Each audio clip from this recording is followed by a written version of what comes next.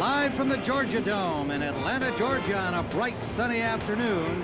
Indoor football as the NFL on CBS brings you the Dallas Cowboys, winners of 7 in a row atop the NFC East, and the Atlanta Falcons, who have won 3 of their last 4. Hello, everybody. I'm Tim Ryan with Matt Millen here at the Georgia Dome, and a remarkable performance last week by Bernie Kosar, a victory over Phoenix against the complex defense of Fritz Shurmur, even though he had only 3 days of practice. Today, he'll face the blitzing Falcons. Well, he's going to get a lot of blitz from Jerry Glanville, who loves to come after him, and the reason is going to be simple. He's going to try to mess up his timing in the pass game. Now, what that means, you're going to get more man-to-man coverage, which means they'll try to negate Michael. That means to the Dallas defense is simple. You see, Ken Norton's got himself a bad arm, and Eric Pegram is going to test the center of that defense. Should be a lot of fun, Tim. Jimmy Johnson, coach of this successful Dallas Cowboys team, and he says today that they have a healthy respect for Atlanta. In fact, he thinks it could be kind of an ugly game, and he's told his team, don't worry about winning ugly so long as we win. For Jerry Glanville to beat the Cowboys, the Super Bowl champs, he says we've got to have a big event. By that he means a big play of some kind early in the game, and he said that might even include who knows, a hit out of bounds, anything that's going to get his team sparked up, get the attention of the Cowboys, and give Atlanta a chance to get into the game early. And the Falcons will have the football first, so Jerry Glanville has to be pleased about this opportunity. Alton Montgomery and Tony Smith and Eric Pegram are spread out as the deep men. And Eddie Murray's kickoff is high and short, coming down at the 7. Smith dropped at the 13-yard line. Excellent coverage. Brock Marion, the first to make the hit, and had plenty of help from his Cowboy kickoff team teammates. Bobby Hebert comes on with a 61% passing completion rate, and he'll have Ken, Kennedy, Dukes, Hinton, and Bob Whitfield, a line that has played very well in the last 4 weeks, particularly. Just 3 sacks given up by this unit in the last 4 games after an 0-5 Falcons start. Pegram, the running back. Risen, Haynes, Pritchard, the 3 wide receivers, and Mitch Lyons, the tight end. And, of course, they will frequently go to their 4 wide receiver red gun lineup. First down from the 19.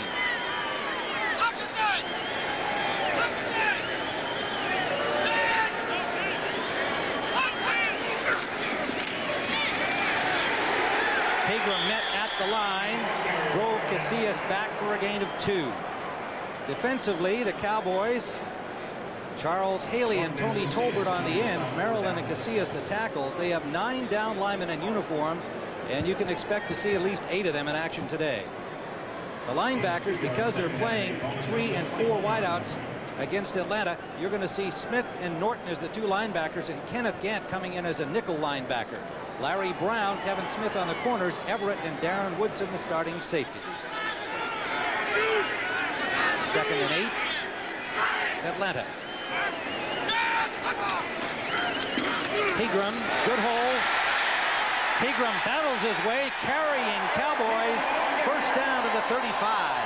Tim, that's exactly what I was just talking about prior to the game. Eric Pegram is no surprise to the players and coaches who have to go against him. He's a strong guy, he's a tough guy, he's got great feet in the hole. The Dallas Cowboys were very, very concerned with him. In fact, last night Jimmy Johnson told us that their big concern was having to tackle Eric Pegram. Pegram at 721 yards rushing, did not become the starter until the 3rd week of the season. Tony Smith, the former #1 and battling with Eric Dickerson at that time. But Pegram is the man, and he has stopped this time for little if any gain. Russell Maryland, the nose tackle, number 67, making the hit. Well, Tim, they come right out and they're running the football. And what they're saying to the Dallas defense is, we're going to be here all day. This is going to be a long-term deal. We're going to keep on pounding the ball, and we want you to stop us. Now, what Jimmy Johnson knows he has are guys who will run to the football. This is a defense that's built on team speed, and they're going to have to use it today. And he brings in another runner in terms of James Washington replacing Darren Smith. Washington, the safety, replacing the linebacker on 2nd and 9. And the shotgun Hebert. Screen to Pegram. Cut from behind, but he got about 8 on the play. It was Tony Tolbert read the screen but had to chase Pegram and did a good job. Pegram still picked up about an 8-yard gain. Well, the reason you're seeing a lot of the run game early, which we're going to see all day long because the Falcons are committed to it, and a short passing game is right there, Bobby Hebert. Now, Bobby Hebert's right elbow is absolutely killing him. And I saw him the other day. I walked up to him and I just touched it, and he winced in pain. I spoke with him yesterday, and he said, look, there's nothing I can do. I know I've got to play through the pain. He has a 3rd and 2. Hebert is taking some oral painkillers before the games to try and alleviate some of that pain. Gets that pass off to Haynes. First down, Falcons to the Dallas 48. Hebert took a hit, but he got that pass perfectly on the mark. Ken Norton made the tackle. Well, Tim, the one thing that's not going to bother Bobby Hebert is pressure, and he's going to get some pressure right off the side here off of Whitfield. Watch him come upside. Now throw him underneath, come back. Now, what Hebert does very well is he knows he's been there before, he sees the whole picture, and he's got the guts and toughness to stay in the pocket.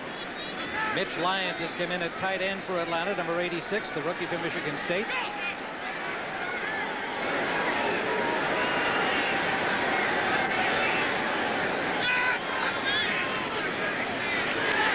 Another screen to the left, Pegram. Nice cutting. Eric Pegram. First down to the 35 of Dallas. Thomas Everett got him there, so they've just turned Pegram into a running back who catches a little pass. He's really still an RB. Yeah, now watch, all this is a long handoff. It's going to come from Hebert to the left side of your screen. The key block is going to be 78 Mike Kent. Watch right there. See that? Push him right out of the way. Now just turn it over to the strength of Pegram, which is seeing everything and cutting back. Oh, and he turned Ken Norton right around with his cut. First down, Falcons opening drive at the Dallas 35.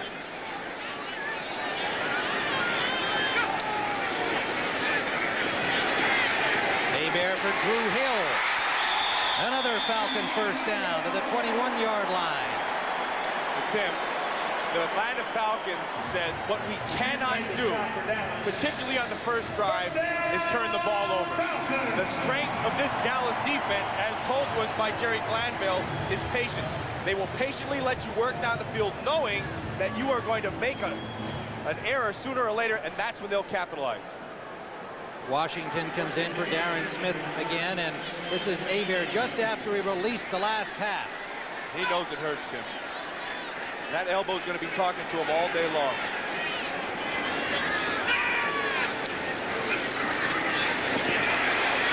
He's got a man open, and he hits him. Pritchard fights his way for an 8-yard gain. Ken Norton pulls him down. Mike Pritchard, number 35, the wide receiver for the Falcons. It's funny, we talked to the defensive backfield of the Dallas Cowboys, and they say, you know, we're always concerned about Haynes with his speed. We're concerned about the quickness of Rise, and all of a sudden you turn around, and Mike Pritchard has picked up 7-8 catches. And he said it's almost, this is Kevin Smith speaking, the quarterback, he said it's almost like our offense. There's so many receivers out there, you kind of get lost in it.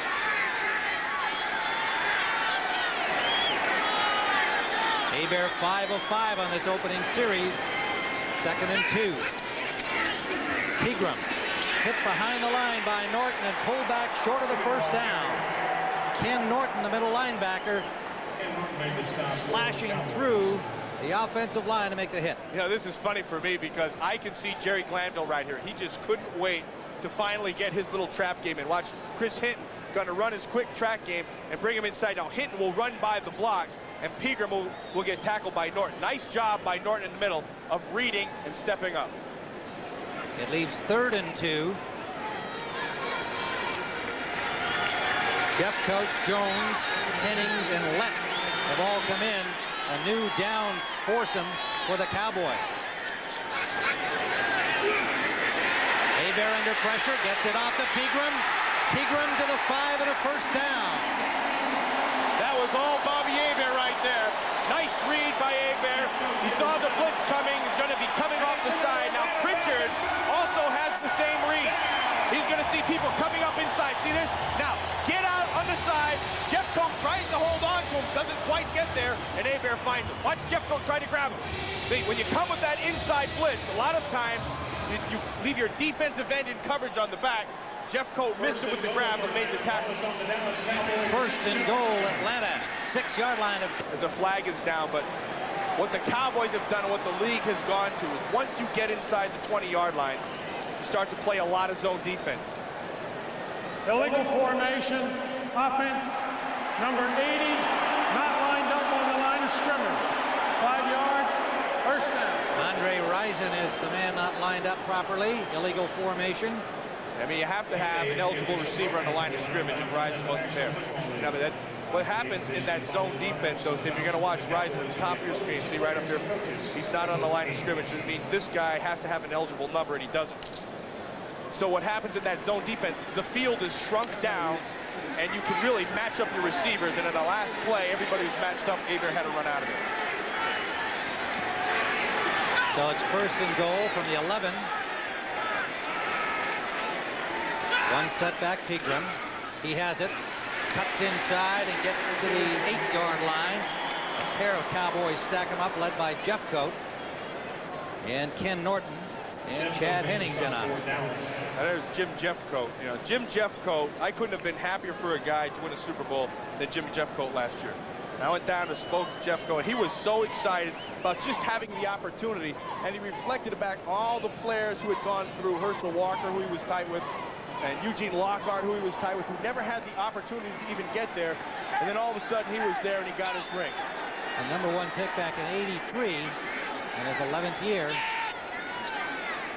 Second down and goal. Hebert gets time, and now just throws it away. Good decision. Good coverage again by the Cowboys, and that shrunken zone, as you described it, creating problems again. Good coverage by the Cowboys. Now you shrink it up and you get people like Kenneth Gant matched up in that zone, and it's hard to find an open receiver. And so what has to happen down here with these things is you really start to go to secondary receivers, or really isolating one guy and flooding the zone and making sure you have blockers in front of them to get in. 13th play of this drive. This is the opening series. Third and goal now from the 8-yard line. David Mims in for Pritchard at a wide receiver position, lined up with Hill in the slot right. Hebert and intended for incomplete. Thomas Everett sitting right in the middle of that zone. They went zone all around. Then they matched it up once they came in. Everett was sitting right in the middle of the zone and just lowered the boom. Washington had the coverage on Mims, and Rison was running free, but the ball sailed a little on Hebert. So Johnson will come in for the field goal try. He has 22 consecutive field goals, 17 of them this season. Yeah, he hasn't missed. The only kicker in the league who hasn't missed a field goal or a PAT this season. And the ball spotted at the 11. And make it number 23 in a row for Norm Johnson. And a brilliant opening series for the Atlanta Falcons. They lead 3-0. 1993, we designed a new car. We created a new class. We developed new engineering. We created a new standard of performance. We redefined value. Introducing the C-Class. It wasn't designed to compete with other cars. It was designed to replace them. The new C-Class starting at under $30,000. This is your life. This is your world. This is your chance. You gotta be there now. Since Sprint is the only global phone company that offers everything, local, long distance, and cellular, it means with Sprint, no matter where you go, there you are. Be there now. Time won't wait. Be there now. Last night I dreamt about it again. The number 7. It was everywhere like a cosmic signpost urging me on. Maybe it meant that the 7 layers of bliss were within reach. Rice, beans, sour cream, lettuce, pepper, cheese, tomatoes, and guacamole. Only 99 cents. New at Taco Bell. The 7-layer burrito. People say if your dream's too big, you won't get it. You can get it, but only for a limited time. Crumbs it. Jim Ryan with Matt Millen at the Georgia Dome in Atlanta, where the Falcons have taken a 3-0 lead over Atlanta. 6:12 remains. All of that time taken up, 8:48 by Atlanta's opening offensive series. 73 yards in 14 plays, culminating with the field goal by Norm Johnson from 26 yards out. You saw the offensive coordinator, June Jones, right there, and he's got to be pleased, not only with the execution, but the fact that they had no glitches, no turnovers, and they went right down the field. Kenneth Gann and Kevin Williams are the deep men. Johnson's kickoff is caught at the 21-yard line, and fair caught there by Tim Daniel. Check it, one of the offensive linemen. We'll be back in Atlanta in a moment. You're kidding. The heat's off on Saturday? I can't get a copy of Fixed on Saturday. That's helpful. Technical support is closed on Saturday and... Please send up some coffees. UPS introduces Saturday Pickup. You'll pick up the package? With guaranteed tracking and guaranteed air delivery by 10:30 a.m. Monday. Great. Coffee. All for less than our competitors. How you doing? Hi. Finally, something on Saturday. Nice coffee. Guaranteed to go right. UPS. Wouldn't it be great if you invented a special potion that turned anybody into Rachel Hunter, the supermodel? Ralph, would you take me for a walk? Cool. Ralph, we gotta work all weekend. All weekend. And your special potion turned ordinary beer in a can into Keystone, Keystone Light, and Keystone Dry, specially lined for really smooth bottle beer taste. Ralph, mind if I join your party? Sure, Bert. Come on over. Wouldn't that be great?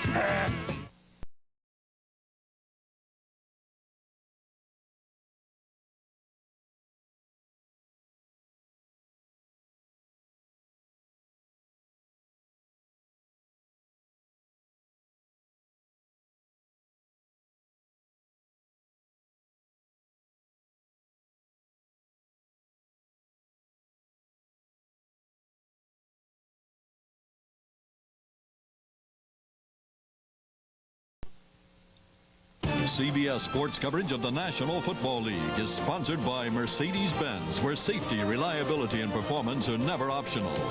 UPS, the official package delivery company of the NFL. RCA, #1 with the toughest critics in the world. And by Keystone, Keystone Light, and Keystone Dry.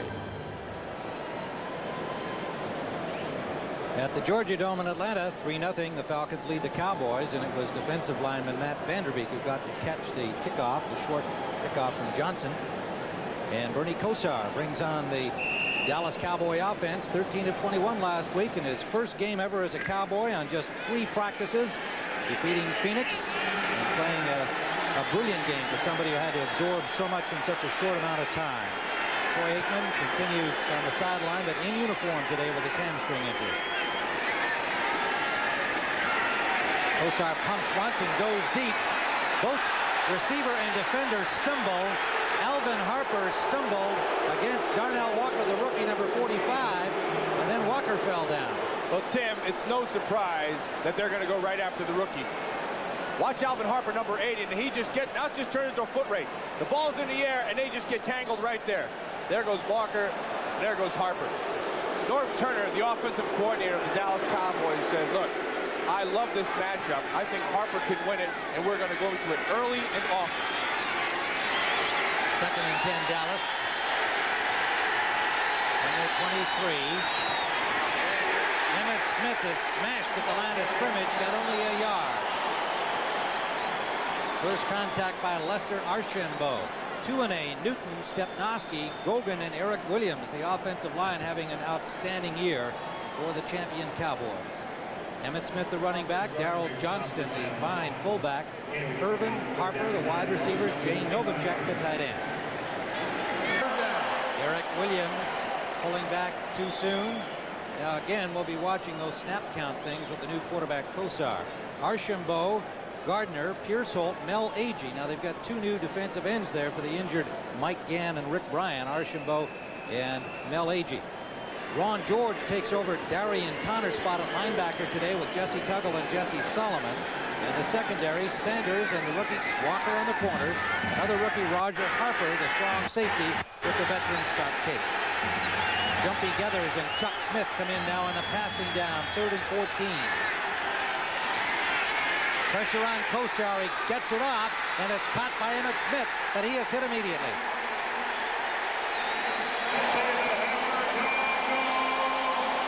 Well, Norm Turner elects to go with the bomb on the first play. And his third play, when they go to the pass, they take Chuck Smith's pressure, and they see it coming right into the face. They miss the bump of Emmett Smith, so they throw it right out there. It's almost a hot read by Kosar. Kosar took a good lick from Chuck Smith, pass rushing specialist, second-year man from Tennessee. John Jett standing at his 5-yard line. Tony Smith waiting for it at the 35 of Atlanta. Nearly blocked by Tippins.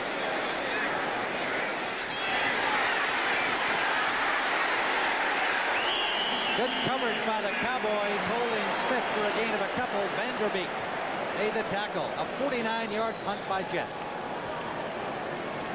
Vanderbeek made the stop for the Cowboys.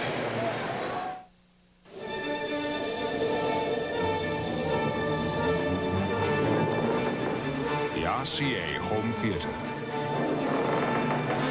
comes with a new optimum contrast screen for blacker blacks, brilliant whites, and a picture so clear and bright you'll feel like you're really there.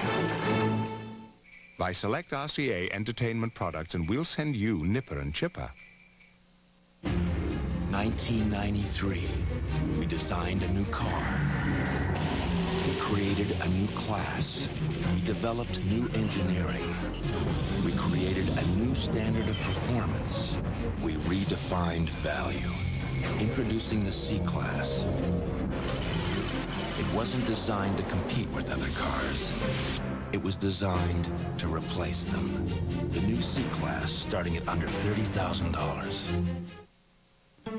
You need two hands to count all the special rates and discounts on Allstate car insurance for more than one car. Pickup trucks, anti-lock brakes, airbags. Good drivers, excellent drivers with Allstate home insurance. And retired drivers over 55. Just pick up a phone and call an Allstate agent for details. For lots of ways to save, you're in good hands with Allstate.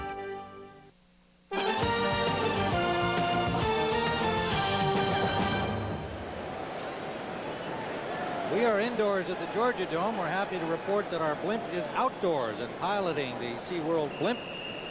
Alan Judd and Jose Colon, both from Orlando, home of Airship Shamu. And thank you for the beautiful shots on this brilliant sunny day here in Atlanta today. First down, Falcons. They lead 3-0. They're starting at their 34-yard line following the Dallas punt.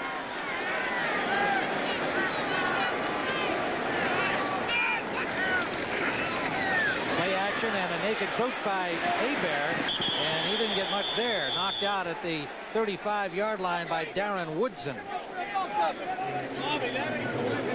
Green Bay quickly on top of Detroit, 10-0. That's a surprise. Packed with a bunch of key players out today, too. Bears and Kansas City still scoreless. Indianapolis on top of Buffalo first quarter. So the field goal kickers are out in force here in the early action in the NFL today. Those scores would indicate no gain on the play. James Washington comes in. The linebacker Darren Smith goes out for Dallas. 2nd and 10. Play action again, and open in the middle is Drew Hill. He picks up close to 8. Tim, if you're going to pay attention to the passing game today, as Hebert's looking at his elbow again, if you're paying attention to the pass game of the Atlanta Falcons, really, we're going to look only for 15 yards. That's it. And they're going to try to throw the ball deep just to let Dallas know that they can do it, but it's going to be too painful for Bobby Hebert. So all of his passing really should be within a 15-yard zone. Every pass is painful for Hebert. That doesn't make any difference to him. He said his only judgment really is whether or not he can get the ball there. If he's throwing badly, he said he'll be the first one to take himself out. So far, so good for Hebert and the Falcons. And he is eluding the sack. Finds an open man, Risen, first down. Oh, Bobby Hebert is on a roll. Hey, he's on the sideline. Bobby Hebert, the special teams coach, him out, pats him on the back, jumping all over the place. Now, this was all feet of Bobby Hebert. Tony Tolbert beats Whitfield to the corner. You're going to see him come up, go with the arm, under. Now watch him get to the top shoulder. Right to the top. Now he has him beat. Whitfield does a good job of coming back, getting his hands on him, but it's all Hebert as he keeps his balance, finds rising in the middle of the defense. First down. At the 49-yard line of Atlanta, few quarterbacks in the league are any better at seeing and feeling the rush. And then he has what a lot of you guys like to call escapability. I never called it that. First down. And Pegram picks up 2 yards on the left side, leaving a 2nd and 8. Maryland and Woodson grab him. When a guy did that, I just said he was a lucky stiff. Bobby Hebert was a lucky stiff on that last play because Tolbert should have had a sack. This guy is not a lucky stiff. Bobby Hebert is one courageous guy. I mean, he's kind of like the Cowardly Lion on the Wizard of Oz. You know, why does the muskrat guard his musk? Courage. Why does Bobby Hebert stand in there and keep throwing with that elbow? All courage. He's at midfield now, just over the stripe in Dallas territory. Pressure again, got it off once again, and Pegram couldn't haul it in. Tolbert got a lick on Hebert on that play. Tim Tolbert is schooling Bob Whitfield right now. What he did, he came up the last 2 pass rushes, and he went right to the top shoulder, and he tried to get the pass rush from the over the top, and he got there. Now this time, he decided to take the step upfield, have him bite, then duck back underneath inside, and he beat him again.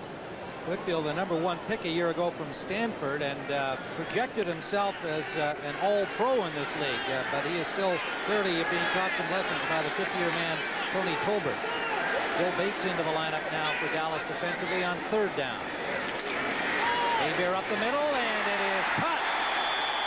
Michael Haynes for a first down, Atlanta. Great job by Hebert. Great job by Tony Tolbert. Poor job by Bob Whitfield again. Pressure all over Hebert from Tolbert, who is really playing well early. But watch the eyes of Bobby Hebert. He knows where he wants to go. See the concentration? He never sees Tolbert. All he sees is the receiver with Haynes, and that's a first down. Haynes going up over Kevin Smith to make an outstanding catch. And Atlanta continuing to move the ball effectively. 2nd consecutive series. And they're now at the Dallas 36-yard line.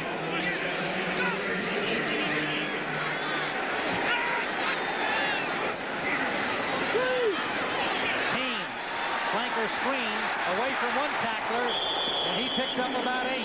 Oh, Tim, June Jones, the offensive coordinator for the Falcons, is on a roll. I mean, he is all over this Dallas defense.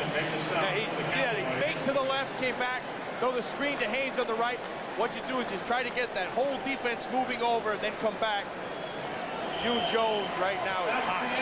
James Washington made the tackle and a good one, and we have reached the end of the first quarter with the score. The Atlanta Falcons 3, the Dallas Cowboys 0.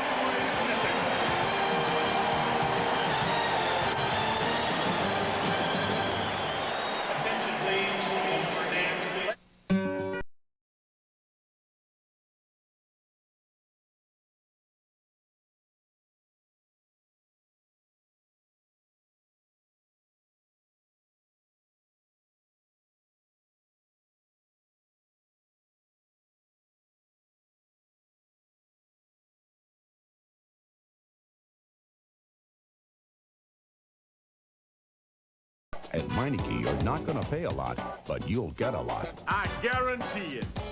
BKTV. It's the story of Jack, the Great Pumpkin King, and 4 cool new watches at Burger King. To get a watch for $1.99 from the everyday value menu, order each time. New lower prices on food that's delicious, and see Tim Burton's The Nightmare Before Christmas.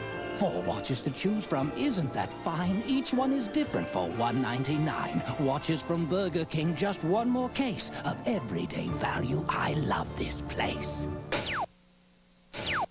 Chuck Norris hates waste. He does. Can he save a headstrong rancher from toxic polluters? This is the part where I ask you to stay behind. And you say, no way. Walker, a special night, Wednesday. Tim Ryan with Matt Millen at the Georgia Dome. We're in Atlanta, Georgia. And it is a 3-0 Falcon lead. They're driving again. Their second offensive possession from the 27-yard line. And you can see the story right there. Atlanta has been grinding it out on 2 consecutive possessions.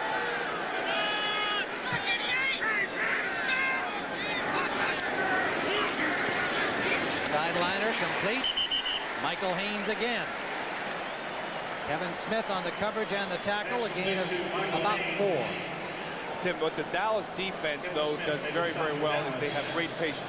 And Jimmy Johnson knows that what the Falcons are trying to do right now with the short passing game is draw them up. Start to press, start bringing everybody up, and then that's when Hebert will try to take his shot downfield. First down at the 22-yard line.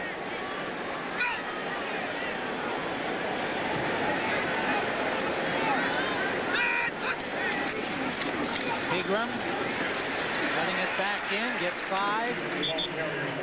Chad Hennings, the second-year man from Air Force, number 95, made the tackle. Jeff Coat, Jimmy Jones, Chad Hennings, and Leon Lett, the defensive front now. Twice Dallas has brought them in near the red zone, replacing the starting 4. Tim, what impresses me most about Eric Pegram is the fact that we played them 2 years ago. First of all, he was number 41 and he looked slow. Second of all, they used him only as a draw back. This year they've expanded his role and he is the man. They give him just a 3-yard pickup. It is 2nd and 7. Again, Pegram, inside handoff. Gets another 3 or 4 before Leon Lett wraps him up with help from Ken Norton. Leon Lett right there. That's a big-time player for this Dallas Cowboy team. And if the Dallas Cowboys are going to have the kind of season they want with another Super Bowl, Leon Lett has to get healthy and has to play. When I speak with Charles Haley about Leon Lett, he said, this guy's got all kinds of talent, but boy, I really want him to get knees. He's not mean enough for this. Not mean like me, Mr. Haley. Exactly. He's just not mean enough. He's been bothered by an ankle injury, and it's still troubling him. 11th play of this second drive. On 3rd down, Hebert gets some time, and he's got Drew Hill. First down and goal, Atlanta at the 7 of Dallas. Kenneth Gant pushed him out. And the whole key to this game so far has been 3rd down conversions for Atlanta. Atlanta right now is 5 out of 6 on 3rd down. And in this league, that's where games are won and lost. If they can continue this, this will be a win for the Atlanta Falcons. Now Tolbert, Casillas, Maryland, and Haley, the 4 starting down linemen, have come in on 1st and goal at the 6. And you might have to tell Jimmy Johnson how to conquer the Wizard of Oz in order to stop these Falcons. That's right.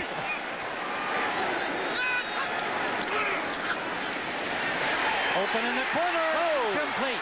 Nice clothing the ball by Darren Woodson.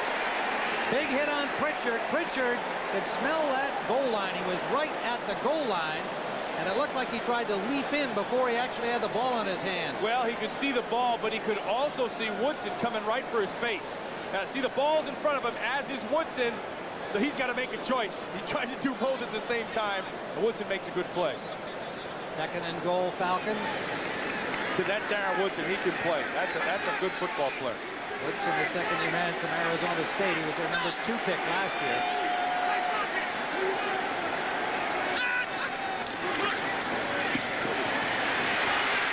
Hebert trying to find somebody, and it's almost intercepted in the end zone. Kevin Smith fielded it. Norton had the heat on Hebert, and there is a flag down. Illegal man downfield. So twice now the Falcons have gotten in here deep.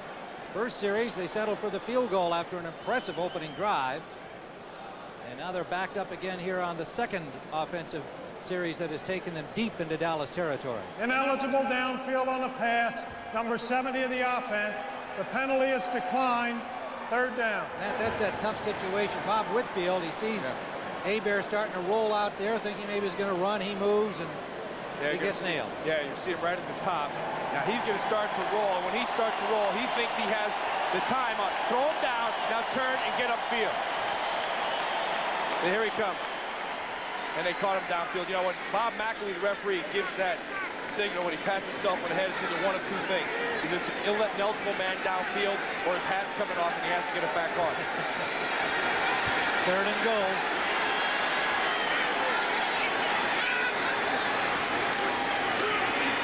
They give him time to fade. Haynes broken up by Kevin Smith. Nice play by Kevin Smith. His back is to the ball. The only gauge he has that the ball is coming is the receiver's eyes. Now, good man-to-man coverage. You don't look for the ball until the receiver looks for the ball. See that? All he has is Haynes looking to the ball, and that's when he knows to put his hands up in the air. Hebert doesn't like it because he thinks it's interference. Not interference. But the old rule used to be that you couldn't raise your hands without looking at the ball. Face guard. The field goal try, 24 yards out. And he nails another one. 24 in a row for Norm Johnson. And Atlanta continues to lead Dallas. 12:01 to go in the half. It is 6-0.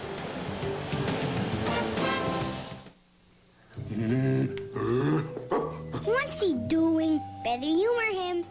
Okay, I'm here to show you the new Panasonic Palmcorder camcorder with digital image stabilizer. I think I'm gonna be sick. It helps hold the picture steady even when your hand shakes this much.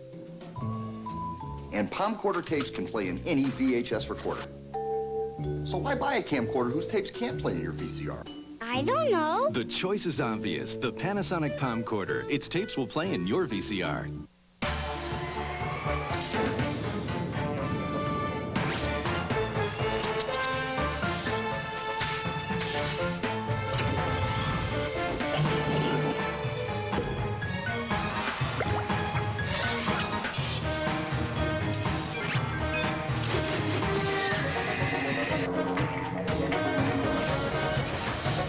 DeskJet printers from Hewlett-Packard. It's easy to make it happen. I was driving, and then I forgot where I was. I think I left my body, but then I came back. I got hungry. I brought back a vision, the number 7, the 7-layer burrito. New from Taco Bell. Rice, beans, sour cream, lettuce, pepper cheese, tomatoes, and guacamole. Only 99 cents for a limited time. I could almost taste it, and then I did. And I came back full. Cross it. Tuesday, Rescue celebrates its 200th life saved with a special episode. Rescue 911 is why my son is here today. A special 911 Tuesday. Live look from the blimp, the Capitol building here in Atlanta. A brilliant sunny afternoon. We're indoors at the beautiful Georgia Dome. And a lot of help.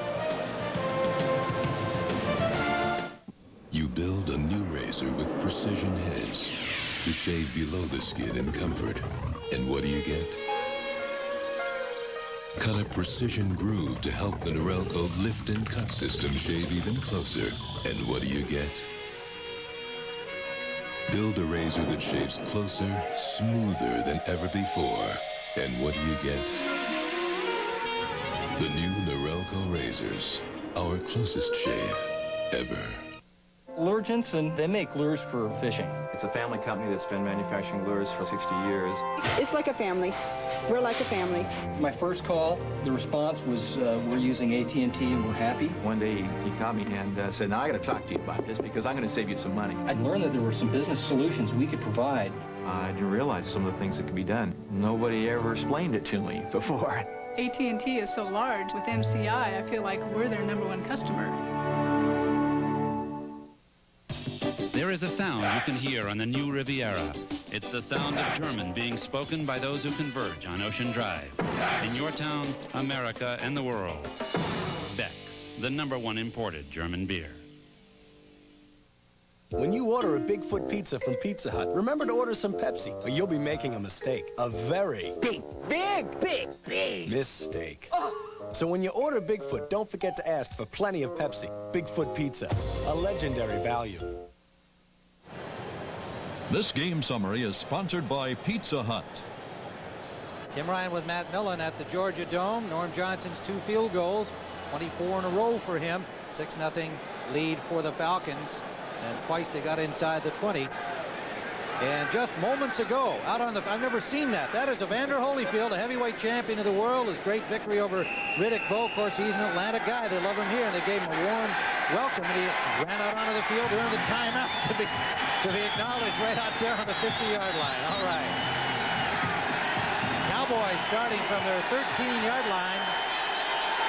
Falcons stuffed them the first time around. Kosar for Harper, and Harper close to the marker, may have a first down. And Tim, there's the matchup again. Alvin Harper working against Darnell Walker, number 45. Now he's in zone. But what you're going to see at the end is something that scares Jerry Glanville. Watch 45 right here, the rookie.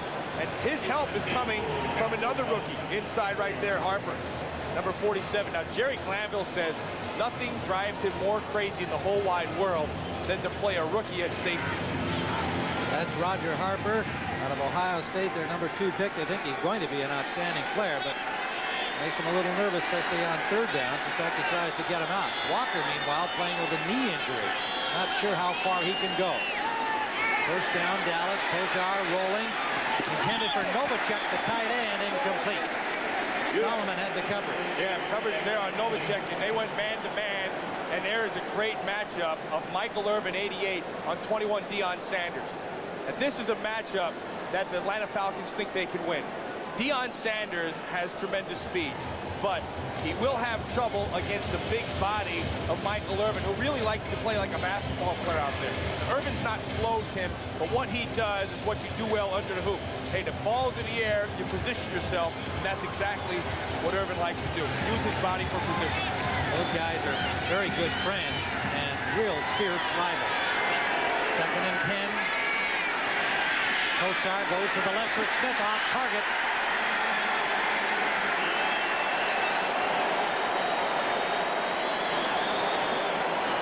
Emmett Smith flaring out to the left.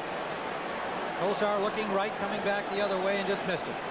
2 of 5. Yeah, 2 of 5, and this is what the Atlanta Falcons defensive people, Doug Shively, Jerry Glanville, wanted to have happen. If they could get them in a position where they could be one-dimensional, have to throw, they're on third down, and we can bring pressure on Bernie Kosar, then we have a chance. We saw Pierce Holt, the outstanding tackle. It came over from San Francisco. Jumpy Geathers and Chuck Smith have come in on this 3rd and long to aid in the rush. Kosar gets it off. Not much. Jesse Tuggle. Tim, I'll tell you what, Jumpy Gathers, number 97, was unbelievable. He took 330-pound Nate Newton right here. See that? And he just picks him up. Look at this. He just picks him up and takes him right back to the quarterback. Hey, no one does that to Nate Newton except Jumpy Gathers. So now the Falcons again stopping the Cowboys 2 consecutive series. They'll get the ball back. 10:37 and counting down first half in a 6-0 Falcon lead. Tony Smith awaits the punt from John Jett.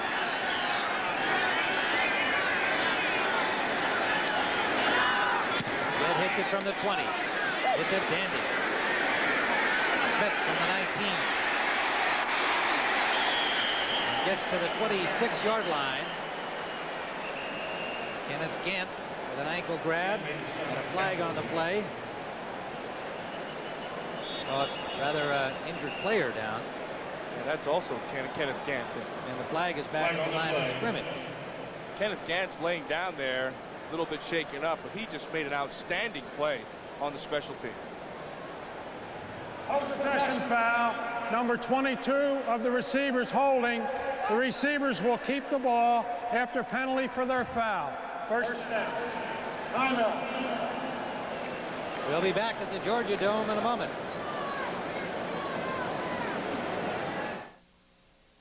Ever wonder why a hamburger costs $10 in Tokyo?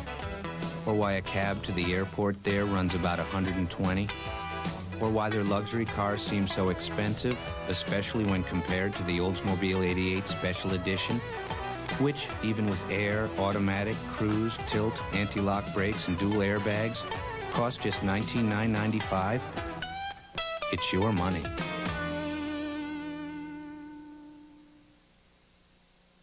You can see these new movies at theaters and head for McDonald's Holiday Film Festival, where you can pick up the original videos. The Addams Family or Wayne's World. Just $5.99 each when you buy any large sandwich at McDonald's. Cool. Also available, the children's classic Charlotte's Web or Ghost. Just $5.99 each when you buy any large sandwich. I was not aware of that. But hurry, because they'll be gone in a snap. What you want is what you get at McDonald's today. How does this sound? Now you can have all the crisp, refreshing taste of a great beer without all the alcohol. Miller Sharps. Great beer taste anytime. New garage door opener, huh? What kind of batteries you got in here? Duracell. That's what I use in everything. Really? No kidding. Hey, any idea why Duracell batteries last so long? I don't know why they even work, but I know they're good. Duracell. No other battery lasts longer. Yeah, but why? Celebrate Thanksgiving Day the traditional way. Turkey. Family. Watch the Bears battle the Lions on CBS. Now that's beautiful. We're big fans. Yeah. Tim, special teams is so important. The first thing you got to do is have a plan. Now, Kenneth Gant, 29's plan was to work outside. Then you have your speed. Most important in special teams, it's all right to get blocked. Don't stay blocked. Kenneth Gant doesn't stay blocked and makes the tackle. And he's being attended to on the sideline. He saw him land on his shoulder and arm over there. And he's quite a character. We'll come back with more on Kenneth Gant. First down at the 9-yard line. Atlanta. Pegram picks his way for about 3 out to the 13. Russell Maryland made the stop.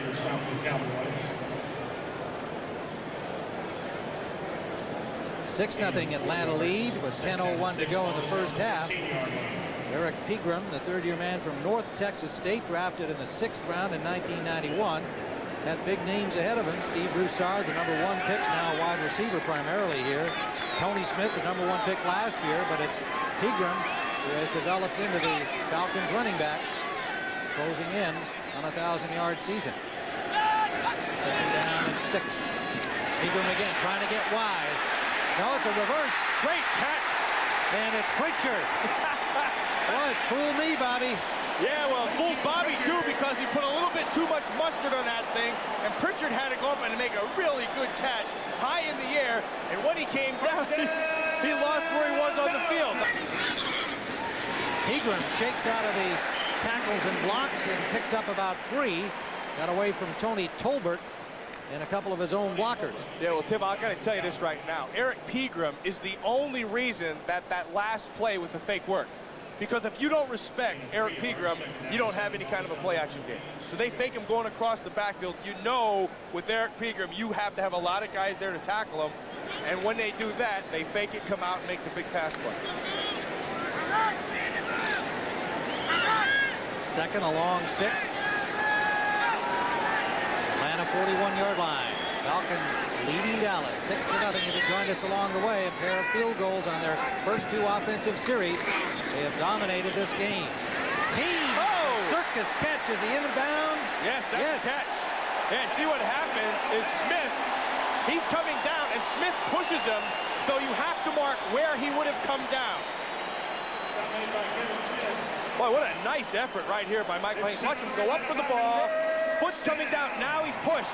See, now once he's pushed, that means that he would have had his feet established in bounds. Therefore, the catch is good.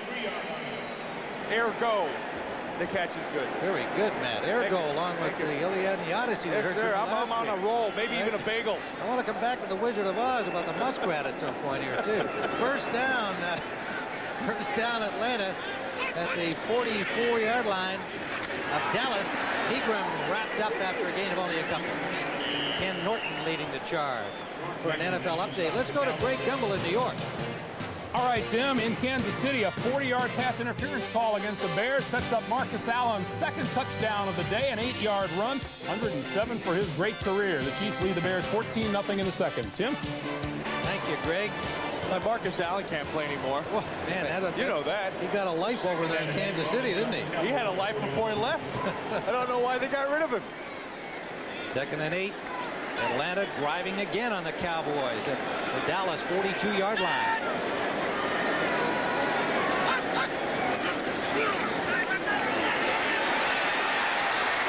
Hebert down the sideline for Haynes. Oh, incomplete. I'll bet you Bobby Hebert would like to have that one back. And he took a chance going up with it, but he had Pritchard for the first down and pretty good yardage underneath him. Again, Tim, let me reiterate, that only works because Eric Pegram is on a roll. Watch right at the end, Bobby Hebert lets go of the ball, and then he's got to work on his footwork.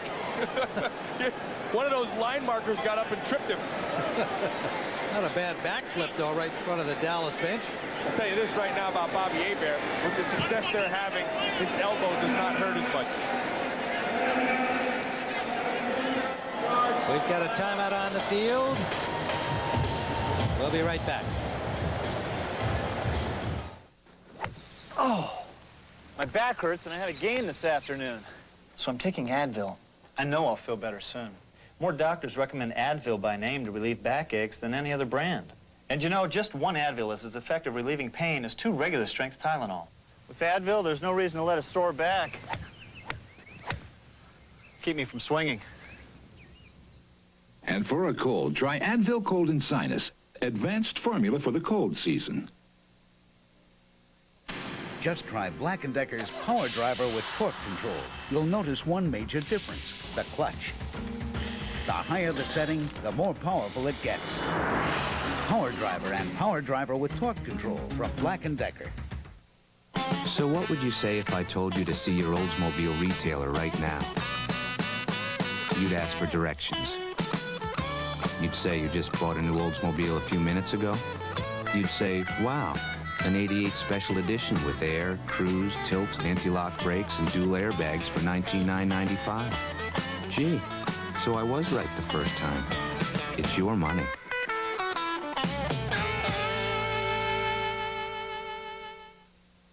Carlito's Way. Action that rivals the best gangland shoot-'em-ups in cinema history. Gangsters, girls, guns. It's Pacino the way you want to see him. Guaranteed. Carlito's Way. Rated R. Now playing at theaters everywhere. Greg Norman and the field of the PGA's best go for the kill at the Franklin Funds Shark Shootout. Coming up next on CBS. In the middle of that Dallas defense, you see Kenny Gant has come back in. He was hurt on that special teams tackle, but he's back out there. And here's a guy with a lot of colorful characters on this team. Certainly Michael Irvin and Alvin Harper and some other very popular players. But I'm here to report from the Dallas newspaper that he's the only guy, because he's such a good dancer, who was invited and paid to perform at a bar mitzvah in Dallas in the off-season. Way to go, Kenny. And he'll show you that shark dance every chance he gets. Hebert for Risen to the 25 of Dallas, first down. Well, you know, you have a couple of wrinkles with rollout and stuff, but you always come back to the strength of your quarterback, and this is it. Now, this is a pocket passer. Watch the pocket develop. Look at this. All kinds of time. Stand in there, step, throw off the front foot. Andre Rison goes down, reads the zone. Now, when you play zone, you run always in the gray areas, and the gray areas are just in between the players. Nicely done. Andre Rison with 53 catches coming into this game and 10 touchdowns. He's still the go-to guy. 11 first downs to 1 for Dallas. Hebert gets time, and he finds Rison. Hey, Andre Rison put a nice move on Brown. And a nice little push, too. Yeah, perfectly executed. That's one of the moves. Darn right. And it's never a penalty until it's called. Watch Andre Rison work on Brown. He's going to take him, drive him upfield. Now, get the little push. Get the arm out. There's the little elbow. See that? That's called separation. It's also called the first down. Mike Ken has come out of the offensive line to be replaced by Roman Fortin. The veteran tackle. We'll see if he's troubled by any number of injuries that he's had over the course of the season. He's a gamer. First down at the 14-yard line of Dallas. Pegram nowhere to run. Norton meets him in the hole. Maybe a yard. Hebert 15 of 22, 171 yards in this first half. And Tim, look at this though. Look at the yardage. Look at 73, 60, 78. And here's the key though, only 6 points. That means with the Dallas offense, only having one first down. It only takes one play, and they're right back in this. So that's a concern for the Atlanta Falcons.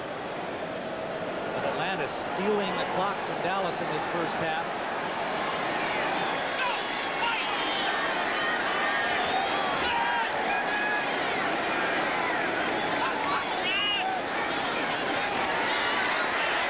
Intended for Haynes, incomplete. Coverage by Thomas Everett. Mike Ken has returned to the offensive line of Atlanta. Fortin comes out.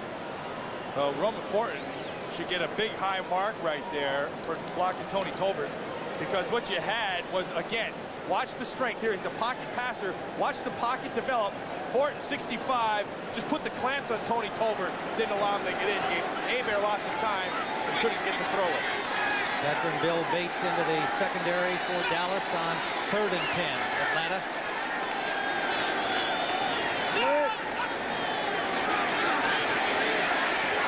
Go! Pritchard, touchdown!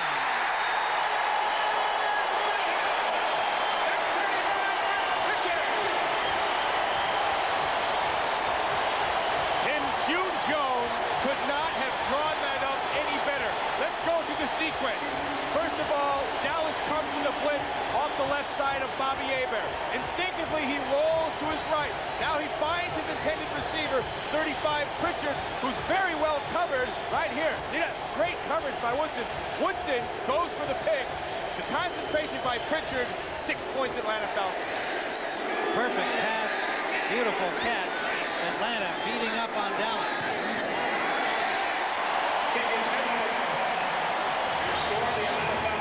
Lead Atlanta. Here's a team that's won 3 out of its last 4. The Cowboys, winners of 7 in a row atop the NFC East, but only a game ahead of the Giants. Play later against the Eagles. Dallas out. This is why it's important for receivers to always run out your route. Look up here. Haynes drove his defender all the way into the corner of the end zone, and by knowing it's man-to-man, Pritchard has a lot of field to work with. Again, Darren Woodson, rather, goes for the interception, can't get it, 6 points. That's good coverage by Woodson, incidentally. He just took a chance and it didn't work out. First down, Dallas at their own 25-yard line. Play action, Kozar, sideline, incomplete. And it was Darnell Walker on Alvin Harper knocking that ball loose. Did you see at the end of that play? Doug Shively, the defensive coordinator, ran out into the field and was giving him high fives, slapping him into the head. This is a good matchup we talked about earlier. Watch the rookie, watch him driving the ball. See? Very, very nicely done. Walker, who's 5'8", 165 pounds, maybe, against Harper, who's 6'3", 205-pounder. And that's the matchup that Dallas expected to do some business with, but he's a feisty kid. He's got 3 interceptions. The rookie out of Oklahoma. 2nd and 10. Little flare out for Emmitt Smith. Smith ridden out of bounds by Harper. Got about 3, maybe 4. Kenneth Gant, meanwhile, injured on that last play prior to this Dallas series and is being taken down to the locker room. Tim, 25 minutes into this game, and the Dallas Cowboys have 1 first down. They have not gotten into sync. This Atlanta defense has been all over them. Everything they've wanted to do has worked. This is a big down right now for the Dallas Cowboys.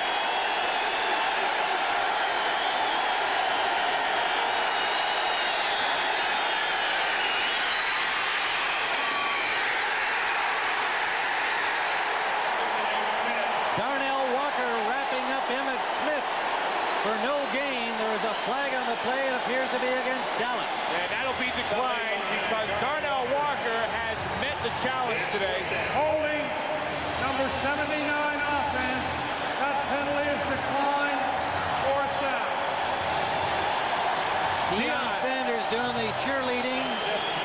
He's also doing the covering. They have not tried him today. Michael Irvin. And I'm thinking if I'm a Dallas Cowboy, Tim, look, I don't care who's matching up on Michael Irvin. He's a guy who'll make something happen. Let's get the ball in his hands.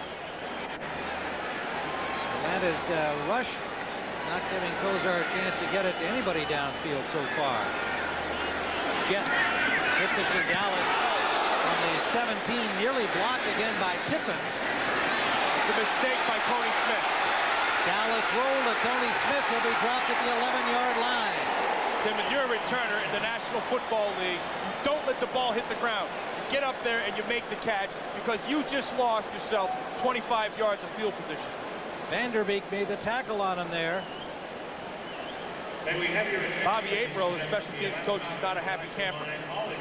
He knows that ball's in the air and you're a returner, you've got to get under it and make the catch. Fair catch it if you have to, but don't let it roll like that. They had a near block by Tippins, who twice has come very close. Instead, it turns into a Dallas good punt all the way down close to the 11 as Smith let it go by. So the Falcons will start from there, up 13-0 here with 3:15 remaining, first half. The Bears 17 of 25, 195 yards, and a touchdown to Pritchard. Atlanta has had the ball for 21 minutes and 27 seconds of this first half.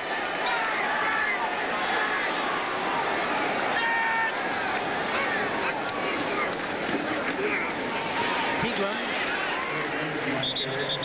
nearly 4. Well, Leon Lett and Everett made the tackle. Well, join us on Thanksgiving Day as CBS Sports will bring you an NFC Central matchup.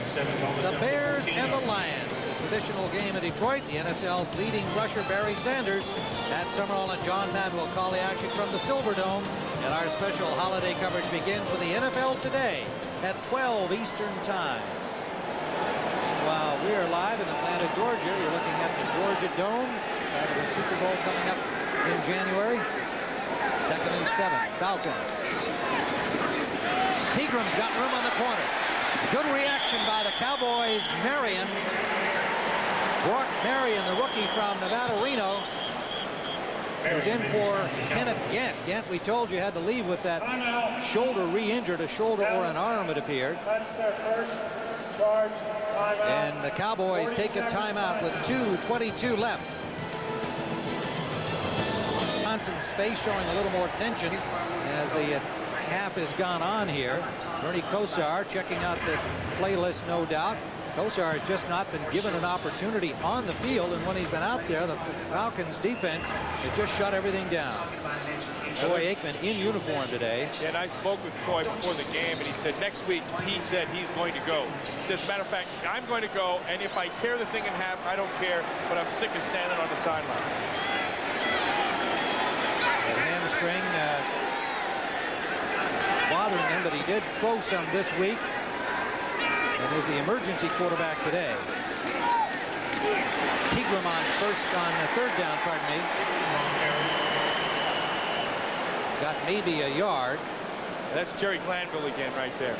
Jerry Glanville said, we will come out with our 4 wides on 3rd down, but if you give us a look that we think we can run on, heck, I'm running a trap. Hey, I'd trap my grandmother if I could, and he just tried to trap inside. And we'll be right back at 13-0 Atlanta. Kevin Williams waits for it for Dallas, signals fair catch at the 37. And Dallas will have 2:08 to make something happen here with good field position after a 47-yard punt. Tim, these are the best records in the NFC, and I guess what we're looking at these for really is to see who can beat the Dallas Cowboys. Where's your competition going to come from? Well, I'll tell you, you can take this record right here and you put a question mark next to it, you know, with the Detroit Lions. Then you take San Francisco, and you know they are on a roll right now, and they'll be playing New Orleans Saints. I have a feeling that San Francisco is going to come out on that one. The Giants play as well as their competition, except when they play the Cowboys, they don't match up well with them. Minnesota, Sean Salisbury coming on, and Green Bay really is the team that I'm going to have a lot of interest in watching, because when they're playing well, they're a pretty good team. Lions fans won't want to hear you writing them off, but I know what you're referring to is the fact that they've had the weakest schedule of that lot, compiling a 7-2 mark. I like the Detroit defense, though, Tim.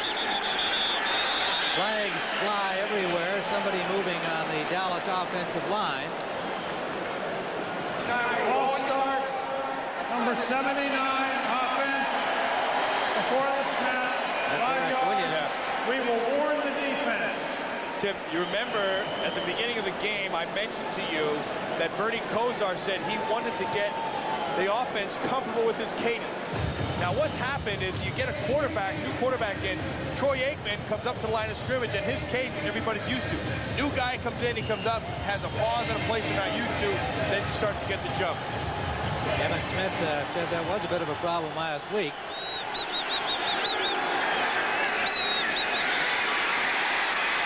Kosar had time, a good coverage downfield, and he just has to slide back near the original line of scrimmage. Picked up about 5. It'll leave 2nd and 10 when we return at the 2-minute warning. Well, right at the timeout, Emmitt Smith spotted down on the field and is just now getting up. And we'll go back and take a look and see how he was hurt. Seems to be favoring his right leg. Well, Tim, what happened is he ran into Pierce Holt, who was running a stunt with jumpy gathers inside. You're going to see the loop. Smith will step up, and he gets whacked right on the right side by Holt's knee. See this? Boom, right there. We will get an update for you and keep you posted what's going on. But that looks like it's a very ginger walk. Sure is, and yet the impact in that picture was a little very difficult, really, to see where he was hit and what was hurt. But we will get you a report on Emmitt Smith. So all kinds of things going badly for Dallas in this first half here in Atlanta. They trail 13-0. 2 minutes remaining. They have the ball at their own 35-yard line. Derek Gaynor has come in to replace Emmitt Smith at the running back spot. Kosar intended for Harper, incomplete. The coverage by Melvin Jenkins. Tim, remember we spoke about Norv Turner being nervous prior to the game because of all the adjustments that they had to make to the game plan. When you have Troy Aikman, you don't have to worry about the cadence. You don't have to worry about guys picking up the signals. And you also have that deep threat, and you know the ball's going to get there in a hurry. When Kosar comes in, you have to scale back the offense because you can't learn as many plays. And then you have to do and work to what your quarterback does well, which is an intermediate game. And so far, they've not gotten it on track.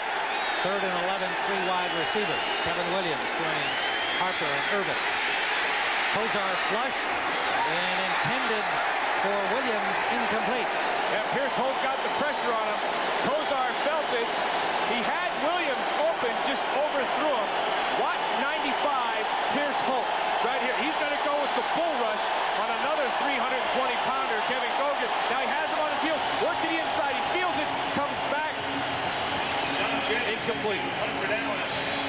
Atlanta's defense has been superb in this first half. Jet standing at his 20-yard line. Tony Smith back at the 20 of Atlanta. 1:51 to play.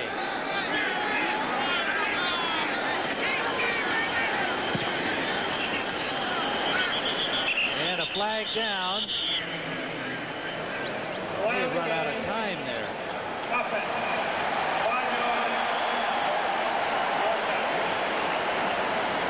Delay of game called against Dallas.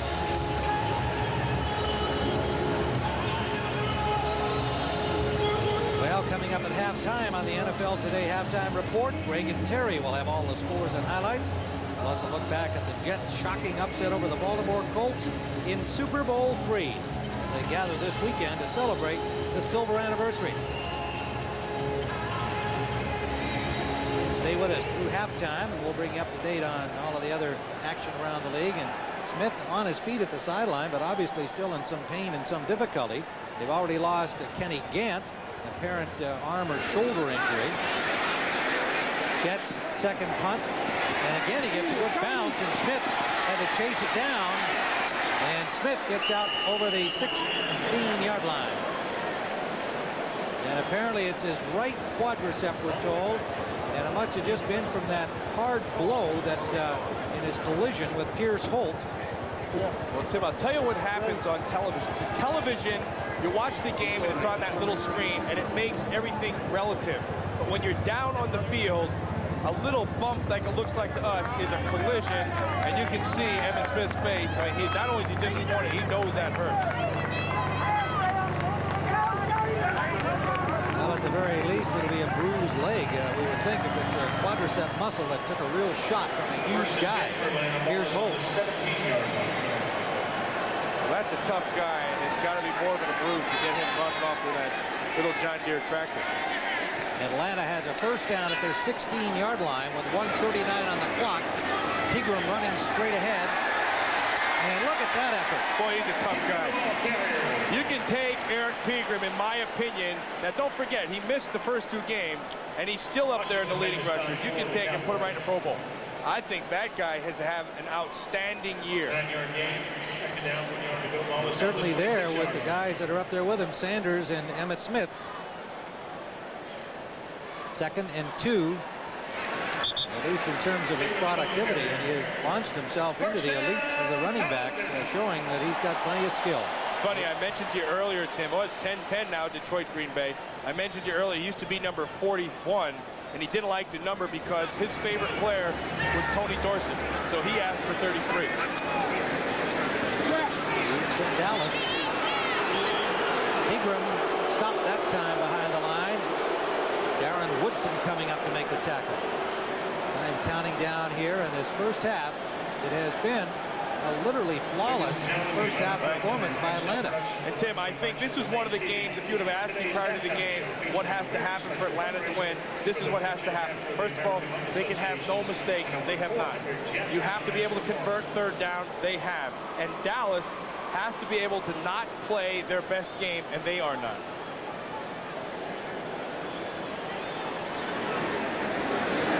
So Atlanta just going to let this clock wind down here and go happily to the locker room, having played an excellent first half, getting some boos from the Dallas fans that are in attendance here, and there's a goodly number of them.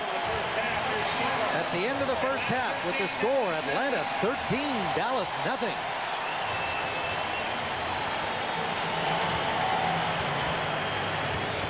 CBS Sports coverage of the National Football League is sponsored by Oldsmobile. Burger King and its everyday. 20 years ago, when a little girl named Gayla Vaughn faced critical open heart surgery. As a United Way volunteer, I was there, and your contributions to the United Way helped make that life-saving operation possible. Over the past 20 years, the NFL United Way Great Moments Series has shown you how your contributions were working to help families and individuals here in Dallas. Through all those years, we've seen Gayla turn into a beautiful and talented young lady. And we saw all her dreams come true when she married Mike Denton. And now looking back over those 20 years, I want you to meet Gayla today. By the time you see the spot, Gayla will be a new mom. Ball for 24 minutes and 13 seconds to only 5:47 for Dallas, and they are shutting out the Cowboys 13-0 here in Atlanta.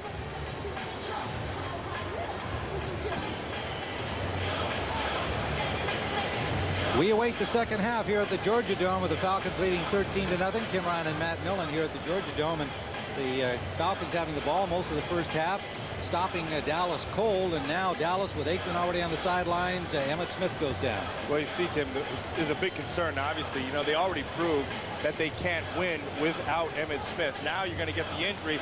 Pierce Holt will be running this stunt and runs right into the right thigh. See this right here, point right there of Emmitt Smith.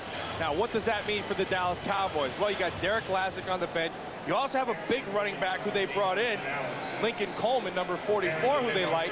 But most important, you're down by 13.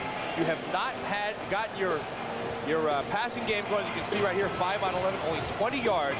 You have not got your passing game going, and you now become one-dimensional.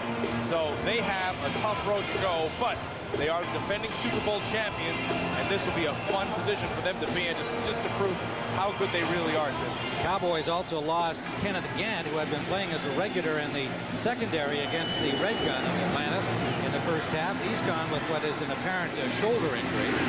Kevin Williams returning the kickoff from the Dallas 5. Closed off at the sideline by Jeff Donaldson. Jeff Donaldson made the stop for Atlanta. Tim, yeah, look, if you look at the halftime, look at this.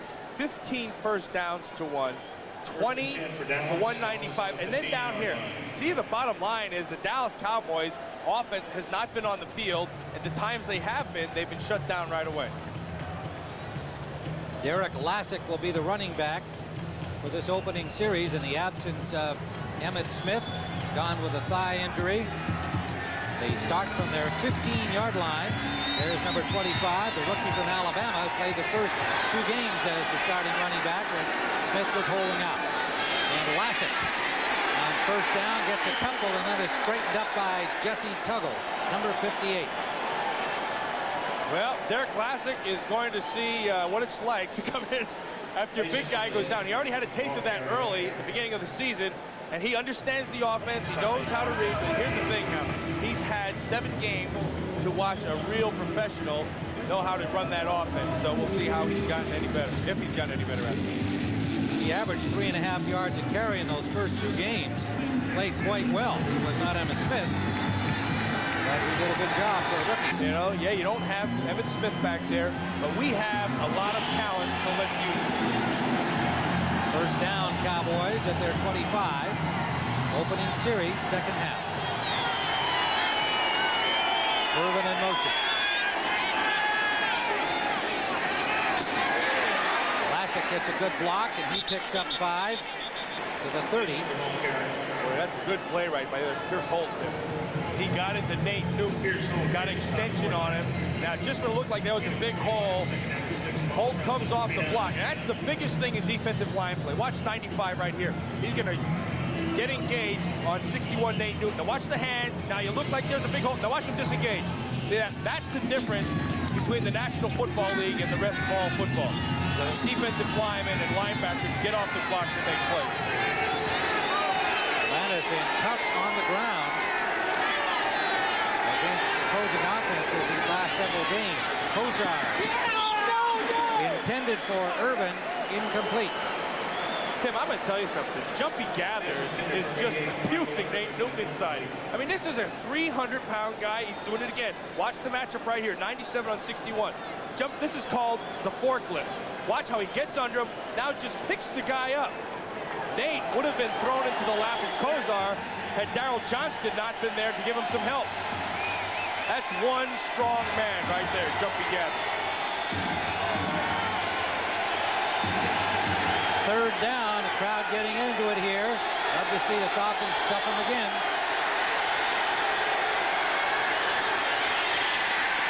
Kosar steps up away from the rush, can't find a man open downfield, and Kosar hit hard, dropped the ball. Kosar took quite a shot. Who's got the ball? Kosar had the first down. Tuggle put the lick on him. Tim, he didn't lick him, he drilled him. That was a shot.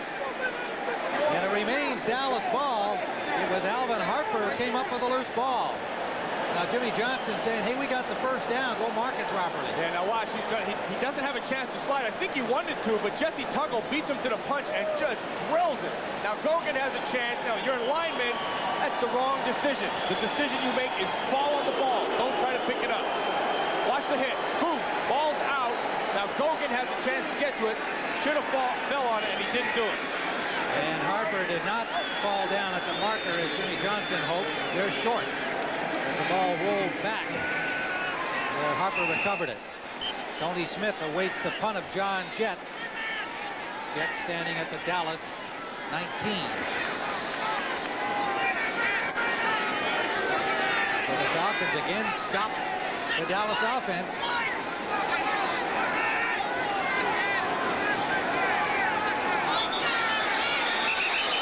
Whistles and flags. Tim, I think what's happened, they got the Dallas offense to jump. False start before the snap. Yeah. Number 48, offense. See what happened? They got Darrell Johnson to jump. And that's because the last 2 punts, Ken Tippett has been right up the middle and has really put pressure on. Now you know you got pressure inside. You have to be aware of him. He takes that little false step, makes you jump. Johnson, you can see there, Jimmy Johnson there is that tension building in his face. They've had a delay on a punt. Now they've had a false start and 2 near blocks. So Atlanta has just been doing everything. Offense, right, defense, special teams. They've dominated the Super Bowl chance to this point. Long way to go. 12:04 remaining in the third quarter. Falcons have won 3 out of their last 4 after a horrendous 0-5 start.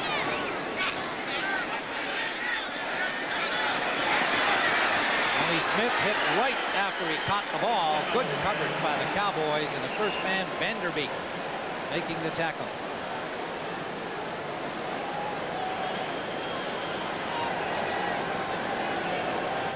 Will be the host of the Super Bowl, of course, next January, and that view comes to you from Airship Shamu, the SeaWorld blimp, measuring 194 feet in length. 67 feet tall. That's 2/3 the length of a football field and nearly 7 stories high, and it's floating around up there on this beautiful Georgia afternoon. First down for the Falcons inside the dome at the 31-yard line. They lead the Cowboys 13-0. Hebert 17 of 25 in the first half. Pegram gets close to 6 yards. Tough yard, too. Pegram I'm going to show you. Right at the end of that play, Chris Hinton took Ken Norton and put him all the way into the sidelines. Chris Hinton is really playing well. Beginning of the season, when I watched film of Chris Hinton, I said, gee, Chris, it might be time to pack it in, buddy. The legs aren't coming with you. You're not getting out in the backers. Now, I turned around and watched the film the last 3 games this weekend, and Chris Hinton is playing like the Chris Hinton of old. Legs are under him, big, strong guy, and he really is aggressive. 11-year veteran at 32 years of age out of Northwestern. Second, a long 4. Pegram, who had 41 yards in the first half, is stopped right at the line as Russell Maryland got underneath people to put the grab on him. Well, Tim, you're going to watch where Eric Krieger likes to run, and here's where it is right here. See, mostly to the center and to the right, and the reason is simple. That's the strength of the offensive line of the Atlanta Falcons. That's where Chris Hinton, 75, is Jamie Dukes in the middle, and also Whitfield to the right, their strongest run-blocking group. He starts in the middle, and then he'll break it anywhere. He uses his vision, but where they like to go to is the right side of that offensive line. They've got a 3rd down and 4.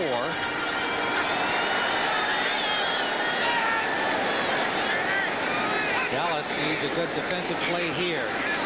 Hebert gets it up. It's complete to Pritchard. Pritchard has the first down yardage to the 46-yard line. Tim, they've been winning the battle in the run game. Bob Whitfield 70 and 75 hit. But I got to tell you, Tony Tolbert, 92 right here, he is clearly winning the pass game on Whitfield. Watch how fast he gets to the corner. Look at that. Fake to the inside like he's going with an arm under, came back over the top. Has the pressure, but again, Hebert has the presence to find Pritchard. Pritchard has the presence to get the first down. At the 46-yard line of Atlanta, a 13-0 lead here early in the second half. 9:47 to go in the third. Detroit has gone on top of Green Bay in that battle in the NFC Central. Play action. Hebert has the tight end. Mitch Lyons post to a first down. See, remember in the first quarter rather, when they faked to Pegram, they came all the way back, and then they ran the naked with Hebert all the way across. They threw the Pritchard for the first down. Well, this time what they're doing is they're running the waggle. They don't bring Hebert all the way out in the roll. They pull him up over the tackle, let Lyons give Tolbert a shot, sneak out into the flat. Nice looking play. We've seen tremendous variety from June Jones. He is on a roll. The offensive coordinator of Atlanta, and perfectly executed to this point by Bobby Hebert, sore elbow and all. Second down and 2. 46-yard line of Dallas. Pegram has to take it outside. He has the first down. Flags fly. It'll be a face mask likely on Kevin Smith. Eric Pegram is some kind of football player. And they started to the middle right of that offensive line. Now you just use your eyes if you're a running back. Nothing there, bounce it outside, get the first down. There's also a flag on the far side of the field, Matt. So there was a second penalty, and Bob McElwee, the referee, will sort it out. First one may be against Atlanta. We have a 5-15 situation, illegal shift on the offense, and a 15-yard face mask foul on the defense. By rule, you go back to the previous spot and enforce the 15-yard face mask. That's right. 15 yards. First. And that's new this year, Tim. We ran into it again last week. You go to the 15-yard. That's the old 5-15, he says. You're going to watch at the end. Pegram gets to the corner. Now watch Smith with his hands. He catches the face mask. But Pegram's a tough guy. Look at the straight arm. Boy, I like that kid. Tough shot. Look at Doug Shively right there. Look at that. Pointing it out. Hey, there's a face mask. It's funny. Everybody becomes an official. To stop this drive as Atlanta continues to dominate. Pegram. And not much there. Tolbert and Casillas, the former Falcon, number 75, in on the tackle. Tony Casillas happy to come back in here. Wanted to show his Super Bowl ring to his former coach here, Jerry Glanville. They didn't exactly hit it off when Casillas was a Falcon, and that's why he's a Cowboy. Well, you could see his exuberance for stopping the Falcons on that play. Charles Haley came over, pushed him, yelled at him, told him to shut his mouth. Now they take him out of the game, but Casillas is playing pretty well today. Gain of a long yard on the play. 2nd and 9. They go to the shotgun. And it's to Haynes. Oh, what a block by Haynes. Drops the ball, but out of bounds. It's a first down, Atlanta. Boy, Charles Haley came clean of the whistle right up the middle to Hebert. Hebert stayed right on Haynes to the screen. Then Haynes was patient enough to use Hinton to get him free. Now watch Haley come underneath. Comes unblocked. Hebert knows where he has to go with the ball. On the other end of the ball, watch Chris Hinton, 75. See, he's coming. Haynes sees him. Boink. Boy, that's very, very well done. Another good block right there by Bob Whitfield. That's the 3rd time they've run the screen, and the 3rd time it's been done flawlessly, Tim. And they have a first down at the 19-yard line. Falcons threatening again. Open in the flat is Drew Hill, and he gets 8. Larry Brown pushed him out. The old veteran, Drew Hill. Yeah, it's funny. Drew Hill and Mike Pritchard are 2 receivers in this Falcon offense that can get lost.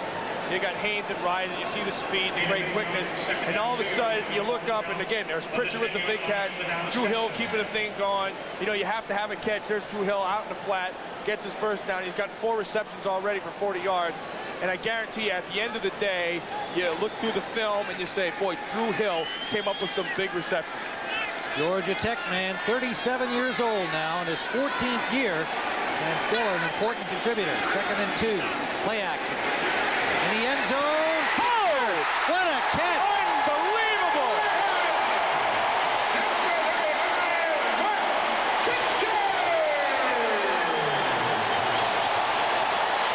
Second touchdown of the day for Pritchard. His second brilliant catch. That is the epitome of the kinesthetic sense. Body part awareness. So what? Kinesthetic. Watch this guy. The ball is thrown behind him. Pritchard's body is moving to the right, and he'll come back to make this catch. Look at this. Boy, that is beautiful. Take that play, package it, put it right on the highlight film, because we are going to watch it. Johnson, for the point after, was kinetically correct as well with that. 6:38 to go. The Falcons are putting a ripping on the Cowboys.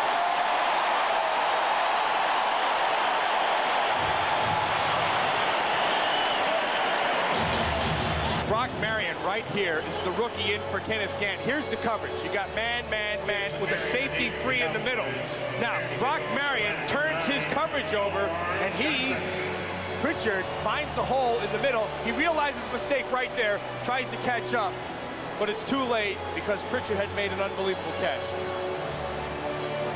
There's Mike Pritchard, his second touchdown catch of the day, and a 20-0 Atlanta lead as Johnson will kick it off.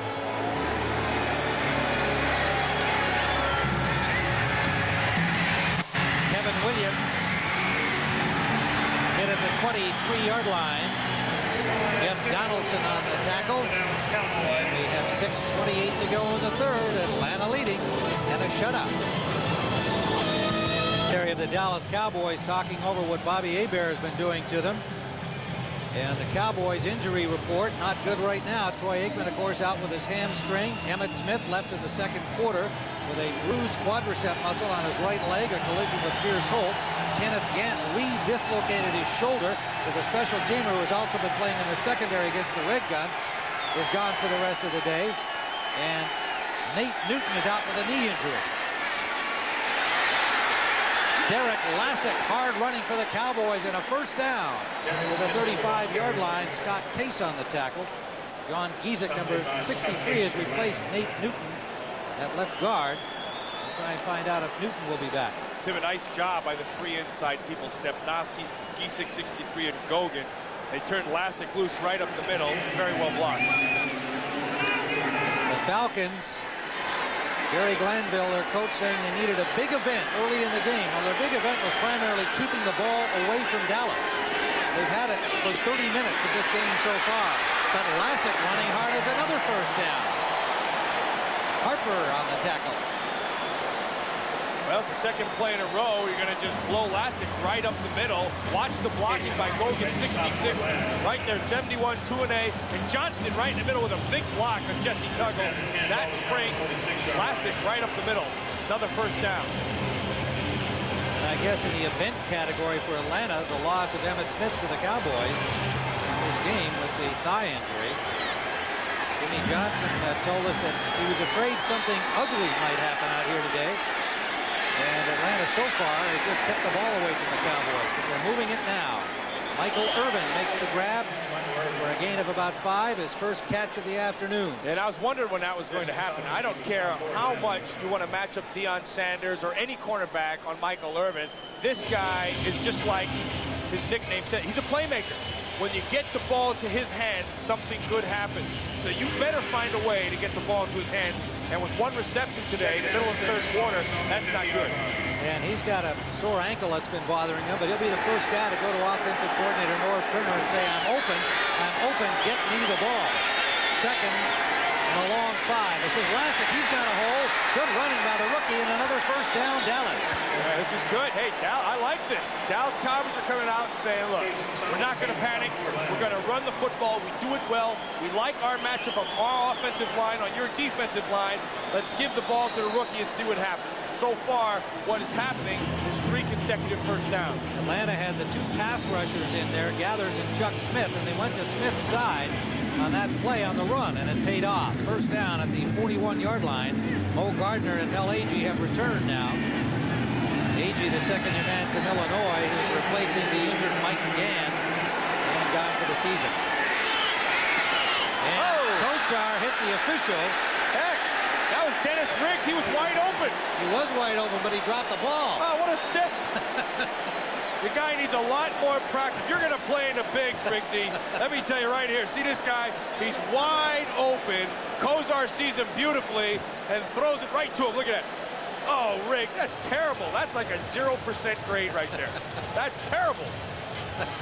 Well, we think Johnston might really have been the intended receiver. So if that's the case, we'll let the official off the hook.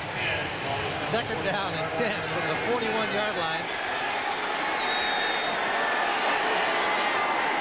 Kosar deep drop this time. Goes off to Lassick. Lassick hit from behind, but squirts forward for a gain of about 7. And it was Lester Archambault, the right defensive end, coming back to get him. But Tim, what you're seeing right now from the Atlanta Falcons, though, is confidence. And when a team is not winning, that's another thing that you see. You don't see any confidence. When a team starts to play with confidence, you see plays like Lester Archambault there. Ball's thrown out in the flat. He's made a big push inside. He turns around, and he gets all the way back outside and makes a tackle to force a third down. Well, I think everybody thought Atlanta would be off to a better start this year with their free agent acquisitions, but they struggled mightily, went 0-5. They've been a much better team the last month. On third down and 5, Kosar steps up deep to the corner, and it is cut. Alvin Harper rolling in. Did he get into the end zone? No, he stopped at the 1. Tim, I think they're going to call offensive pass interference. There is a flag down. Yeah, there is a flag. And Alvin Harper knows that he's following the officials coming in. See Number 66 is reporting. I guess it could have gone either way, and they gave it. to defense. Well, Clark never looked back for the ball. Right. And that's the key there. He didn't look back. Of course, the receiver had to look back because the ball was hanging up there. So that's a good call. And the Cowboys are first and goal at the 1.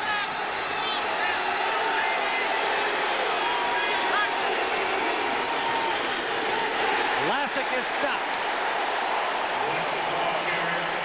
Mo Gardner, number 67.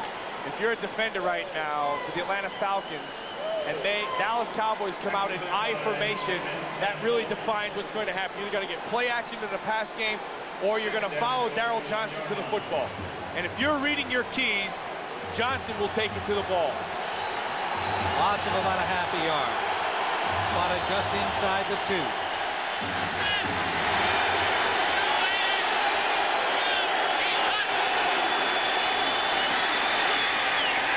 Lassick. Good defense by Tracy Eaton. What a nice hit. Lassick out in the flat. Is square to the line of scrimmage. Has to just get his head in there. Eaton comes over the top and gets a nice shot on it. Lassick made a good catch. Eaton came a long way to cut him off.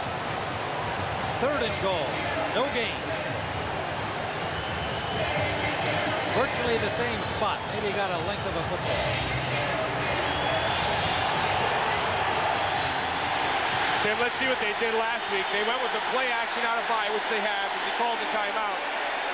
And they rolled out and hit Novacek underneath.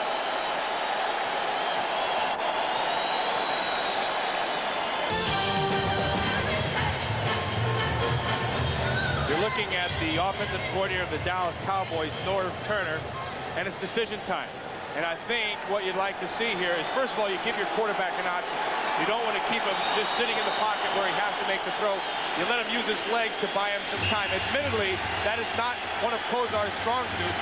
And second, I got to think that this is 4-down situation. You need 3 scores, 3 touchdowns, so you're going to use the 4th down to score.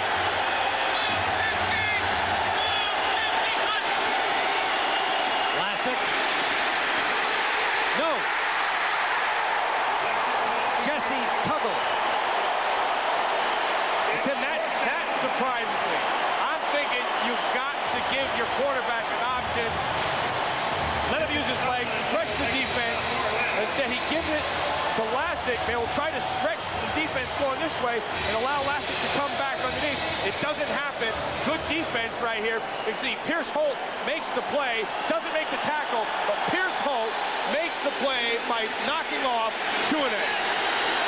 4th down.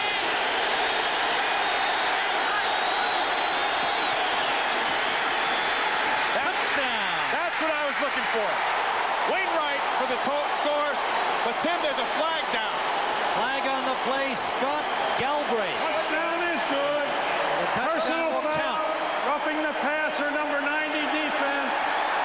That penalty will be assessed on the kickoff. Tim, that's the play that I was looking for. You go with the play action, you buy some time, you let Bernie give the half roll, let your receivers stretch the defense, give him time to see everybody, and find Galbraith in the end zone.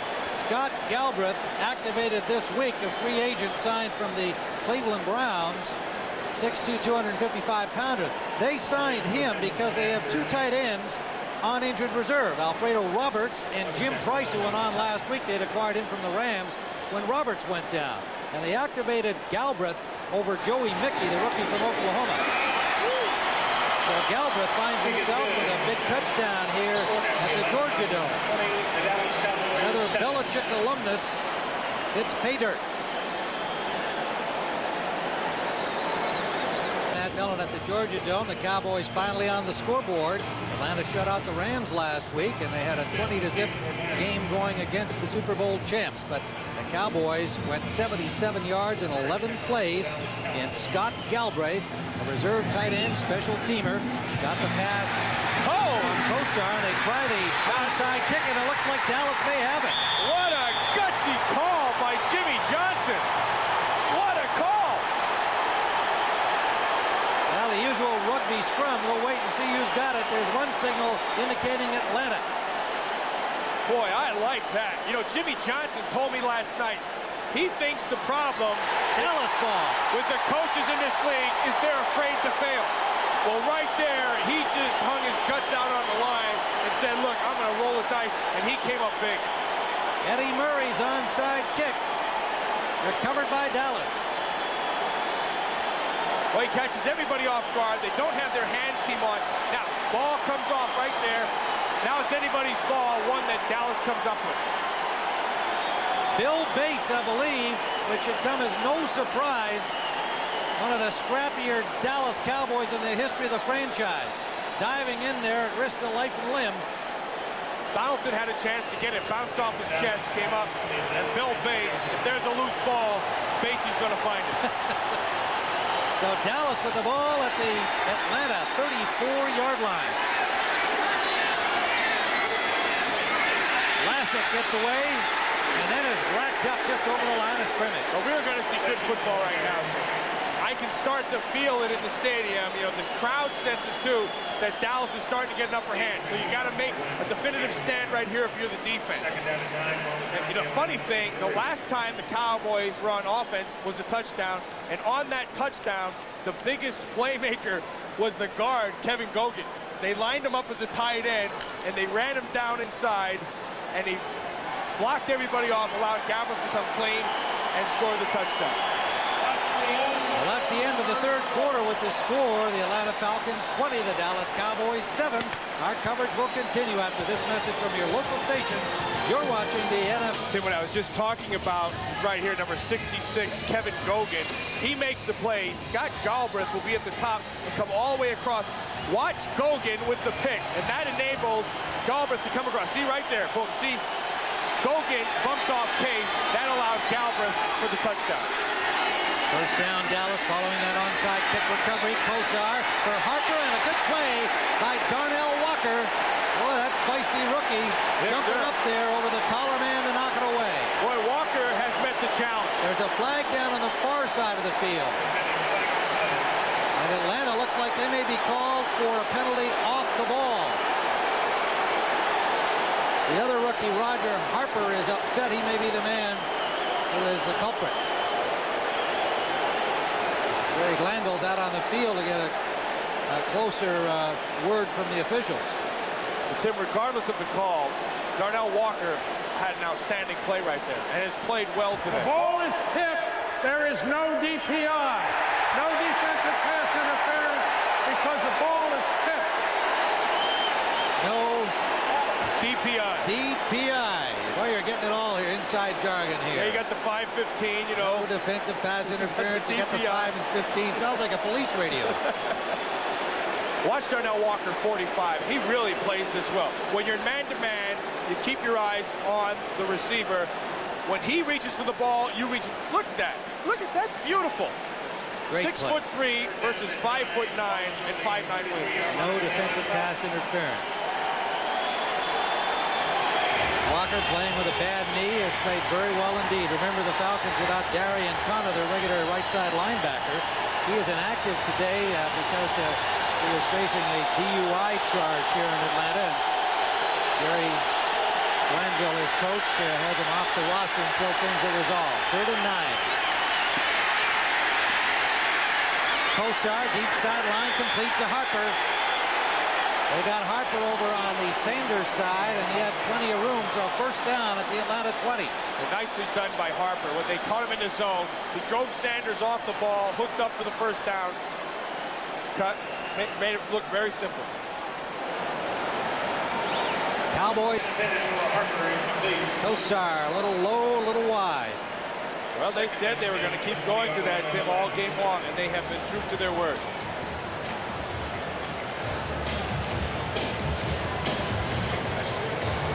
Chuck Smith and Jumpy Geathers, the pass rushers, come in onto the down 4 for Atlanta here now on 2nd and 10 from the 20.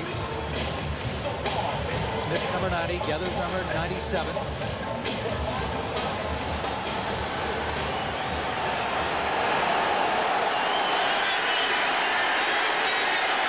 Lassick and Johnson in the backfield for Dallas, 2 wide receivers. Kosar up the middle for the tight end Novacek, and he makes a good catch in traffic. Jesse Toggle put the hit on him. Novacek held on. Picked up about 7. Well, Tim, I was looking forward to a big matchup right here between Deion Sanders, 21, and Irvin. And today, Deion Sanders has won this battle. And there's nowhere to throw the football. He's been all over him. The only time he's caught his pass, Irvin's caught his pass, has been zone, and it's been for 5 yards. Mo Gardner, Melady back into the lineup on the front for Atlanta. Kosar, 13 of 23 now, has a 3rd and 2. Play action.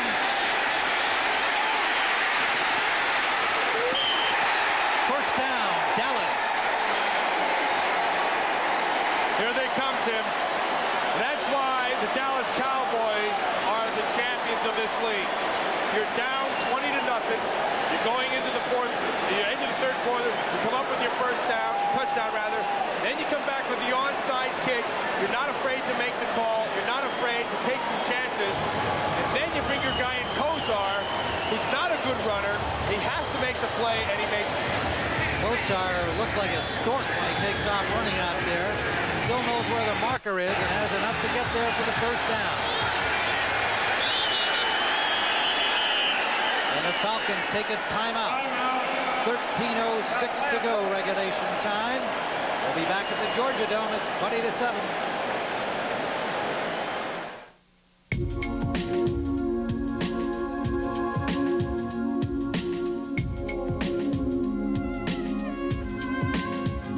Introducing the all-new 1994 two-door Camry Coupe.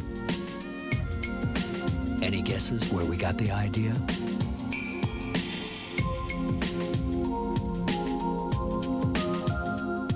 The new Toyota Camry Coupe, developed and built in America. Hurry to McDonald's Holiday Film Festival, featuring the classic Charlotte's Web, unbelievably priced at just $5.99 when you buy any large sandwich. Or get the hit Ghost. Yes! Or the Addams Family. Showtime! Or Wayne's World. Just $5.99 each when you buy any large sandwich. No way. You can see these new movies at theaters and own the originals. But hurry, because these values will be gone in a flash. What you want is what you get at McDonald's today. Hey, the Miss Perfect pageant. Yeah. We're watching hockey. Hockey. Let's watch both. Miller Lite presents the Miss Perfect Face-Off. Okay, Bob, Miss Georgia goes to the corner. She pays the price. Here's the puck coming loose. The shot. She scores! Brought to you by Miller Lite. If you can combine great taste and less filling, you can combine anything. Oh, that'll be sashing. 2 minutes for Miss Congeniality. Bad call. Good beer. Great taste, less filling. Can your beer do this? First and goal. Kosar batted down by Chuck Smith. Flag down at the line of scrimmage. Chuck Smith, the second-year man from Tennessee. Signal against Atlanta. An offside call, the preliminary signal. Offside, defensive left side. Half the distance, first down. Might have been a reason why Smith was able to get in so quickly and the hand up. They just called it the left side. That's where he came from. They'll march it inside the 5 and mark it at the 4, just between the 4 and 5 yard line. First and goal now inside the 5 for the Cowboys. Down by 13.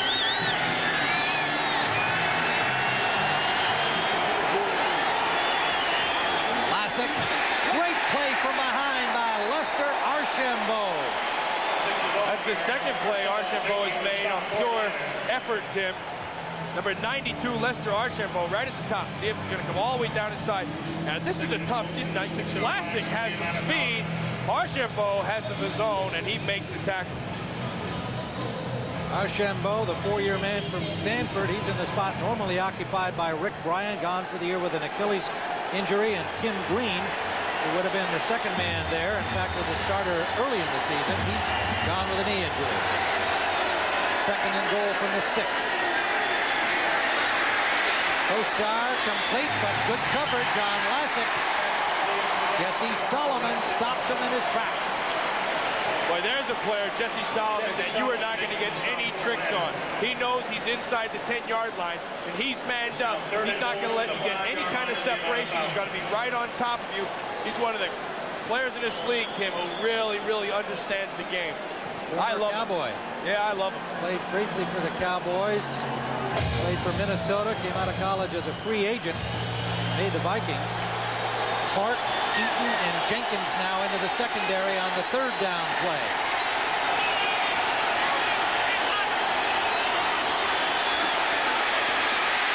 Outside flush. Touchdown. Flag down. Kosar made it to the end zone marker. That's going to be a hold on Michael Irvin. And it is against Dallas. Irvin was trying to get open, Tim. He was in the corner of the end zone. And he saw Kosar coming, so he turned and blocked. Got his hands caught inside, and they called him. How about this running quarterback, Bernie Kosar? Holding, number 88, offense. 10 yards, third down. Yeah, the running quarterback of Bernie Kosar, what he is a gamer. The guy knows how to play the game. Now he knows he has a chance right there at the end. You didn't quite see Irvin with the hold. But it was on the first guy, I think it was on Walker, and he had turned to try to block Walker, got his hands caught in there. Referee's right on top of him. Take the points off the board, make it third down and goal from the 11.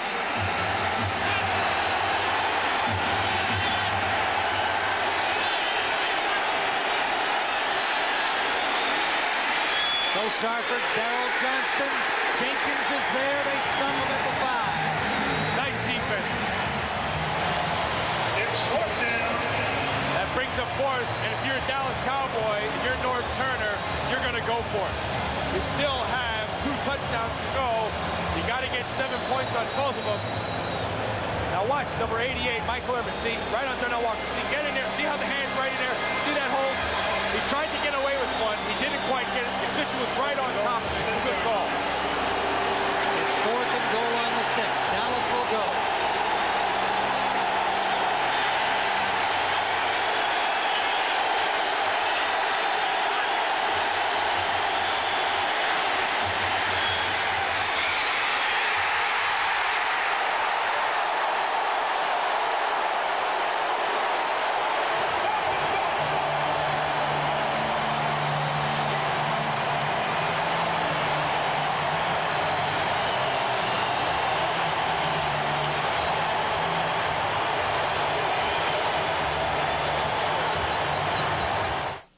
All League is sponsored by Toyota, maker of the all-new 2-door Camry Coupe, built in America and every bit of Camry. Hewlett-Packard DeskJet and LaserJet printers. McDonald's, what you want is what you get at McDonald's today. And by MobileLink Cellular Service, it's simply the way to communicate. Well, I think that speaks for itself. Some jubilation here in Atlanta. I thought Shamu was upstairs overhead.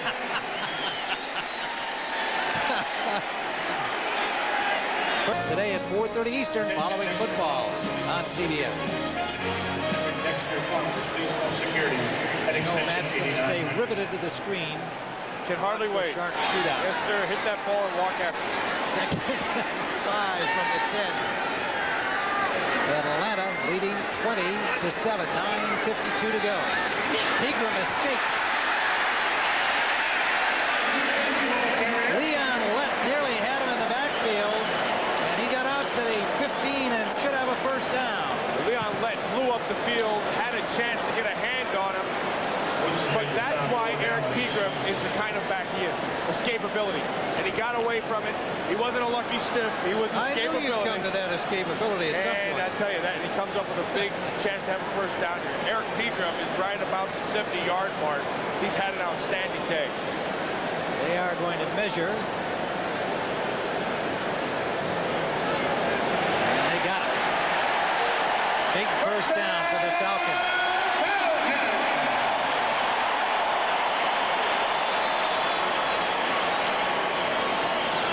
Bobby Hebert, 22 of 30, 240 yards, 2 touchdowns, and a very sore elbow. And most important, no turnovers for the Falcons. No turnovers. There hasn't been a turnover in this game by either team, obviously.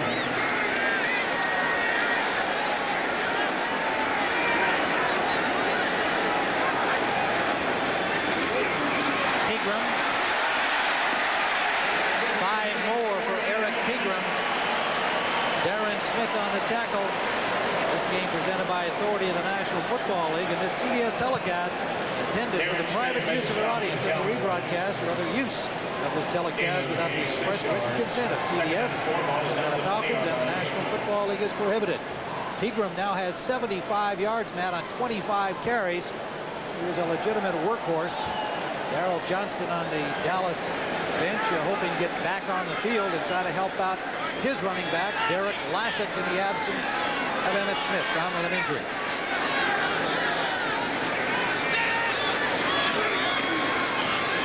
Big play on the corner. Pegram nowhere to go. That is Charles Haley. There's Charles Haley. Now that is one player, as far as I'm concerned, one of the best understanding defensive players in the league. Watch him, number 94. Watch how he plays. He's almost flawless. He'll make sure he has his outside free and then come off. Now, he has played Mike Ken for a lot of years because he was in San Francisco.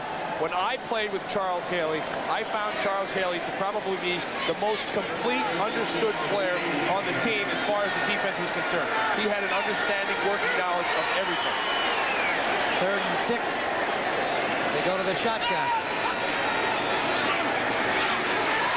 Hebert gets time and hits his man. It'll be short of the first down. Pritchard nailed immediately by Brock Marion, number 31.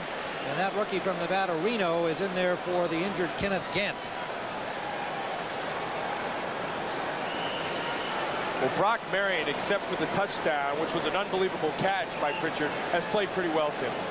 And he's come in, and they've asked him to do some things that he's not real familiar with, and he's gotten the job done.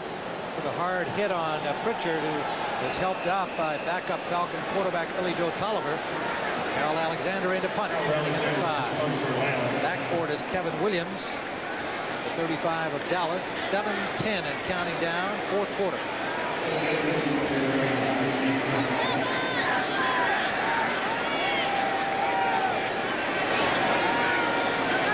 Dallas showing rush here.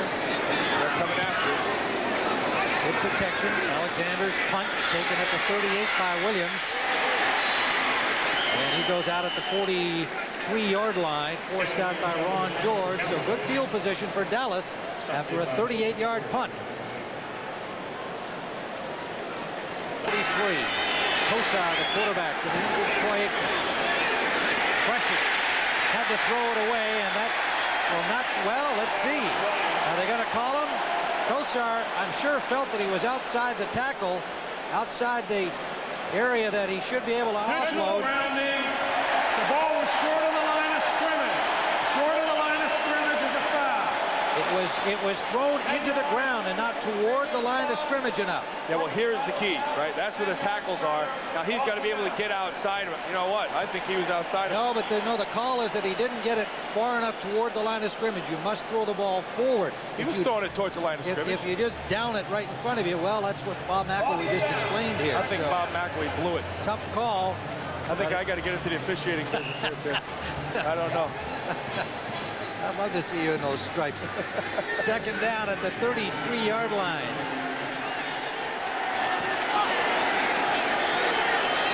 $20 to go. Kosar sends Johnston in motion.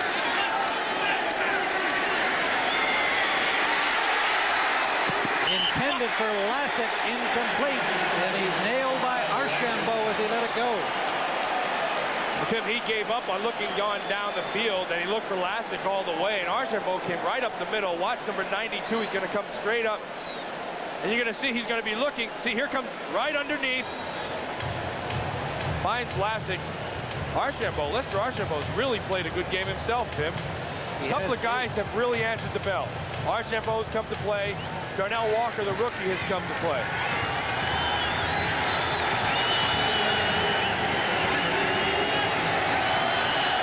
Third down and 20. Kosar gets some time. It's Gaynor. Derek Gaynor, number 39, is nailed at the 40-yard line by Tuttle and Case. Fourth down. Cowboys will punt. 6:22 remaining.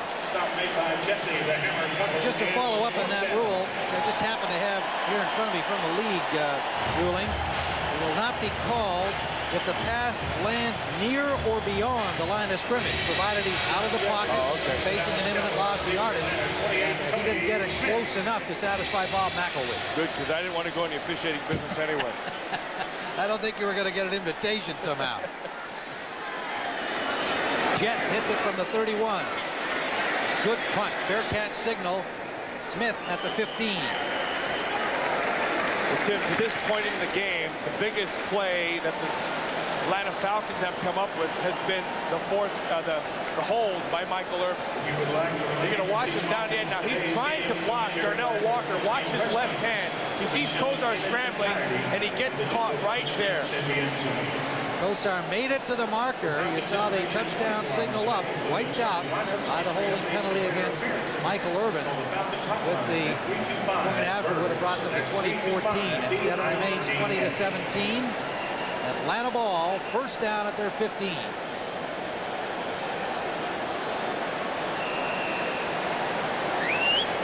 That's a tough call of Michael Irvin because, you know, he's given the effort.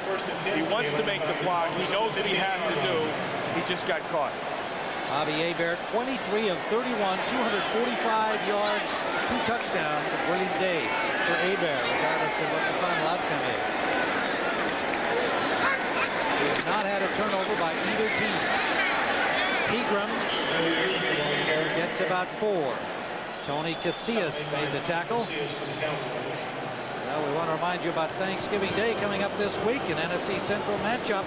We'll see the Chicago Bears and the Detroit Lions. And, of course, Barry Sanders of the Lions, Pat Summerall, and John Madden will be at the Silverdome to call our special holiday coverage. And it all begins with the NFL today at 12 noon Eastern Time. Happy Thanksgiving, everyone. Tim, I can't wait to see who's going to get Madden's turkey leg. I think last year they had one of those freak turkeys with about 5 legs. Second down and 6.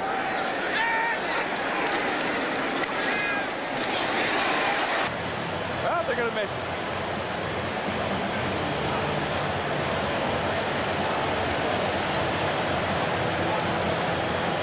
.55 remaining. Atlanta winners of 3 of their last 4 games after their 0-5 start that took them out of the playoff picture immediately. But it is a first down. 82 yards for Eric Pegram. He has had a brilliant day, and the coaching staff knows it. They thought he was capable of it. It was just a question of time in Jerry Glanville's mind when he was going to be comfortable with the whole scheme, and it's obvious that he's comfortable. 128 yards rushing last week against the Rams. He's had 300-yard days. Doug Shively is the defensive coordinator of this team, but right today they should give him a couple pom-poms because he has been cheering his rear end off on the sideline. He might get the turkey leg award early. First down at the 25, Atlanta. Pegram takes it outside. Good tackle, or he would have had more yardage. Darren Woodson got a hand on his foot. Yeah, that could have been a big one. Darren Woodson made a big play. Darren Woodson made a stop for Cowboys. Now, if this game goes the way it's going, Tim, we're going to have to give an award out, and it's going to go to Bobby Hebert because we know how painful that elbow is, and he has just been unbelievable today. Sure has. The numbers we counted not too long ago, 23 of 31 passing, 245 yards, 2 touchdowns, and he's taken several good shots, although they have basically given him excellent protection today. Much improved offensive line performance this last month. Second and long 5. Pegram again. Dallas stacks him up. About maybe a yard. Tolbert first contact, and Brock Marion coming up to help. That's their second charge timeout. 40-second timeout. Well, Tim, Dallas has taken their timeout right here. And what Jimmy Johnson is trying to do, they got the big third down. Now you have to win this third down. We get the ball back. We have to score pretty quick. You only have 4 minutes remaining, and then another onside kick for another score. Dallas, remember the problems that they have faced here with personnel today, starting without Troy Aikman, second week in a row. They lose Emmett Smith in the second quarter to a thigh injury. They've lost Nate Newton and Kenneth Gant as well, 3 starters out. And a team that is trying to stay ahead of the New York Giants. Giants play the Eagles in a 4 o'clock Eastern time start. And a Dallas loss and a Giant win would move them into a tie in the NFC East. Tim, I got to be honest with you, though. Emmett Smith, and you see the injuries right there, the biggest one being Emmett Smith. But Emmett Smith is not the reason why they're losing this game today. The reason is they have not been able to stop the offense of the Atlanta Falcons. That's it. Eric Pegram has had a big day. They have not been good on third down, the Dallas defense. And now their only chance they're going to have is to be big on third down. So we're going to see. Deion Sanders has come in on this third down play offensively for Atlanta. He loves these opportunities. He's in the 4 wideout. And they go to him. Sanders got away. That could be 6. That is 6, Tim. He's high stepping from the 35-yard line. Oh, boy.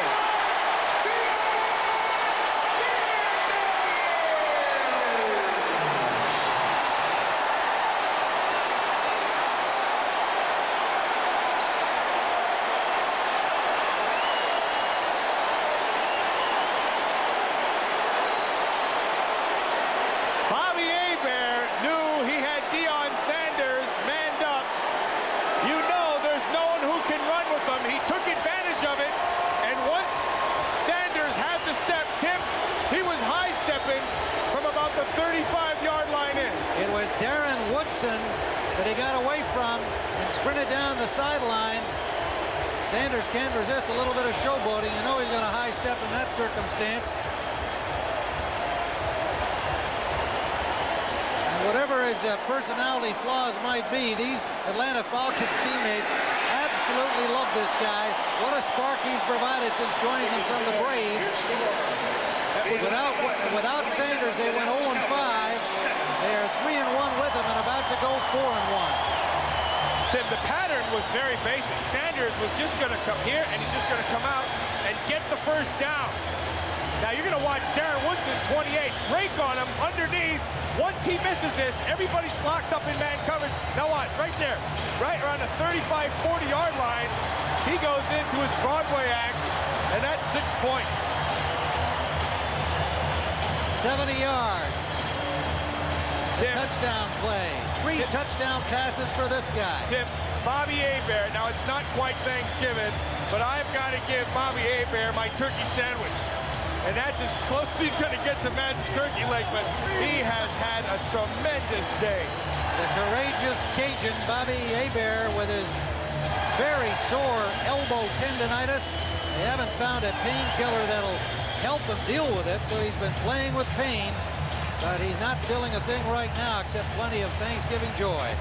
24 of 32, 315 yards and 3 touchdowns.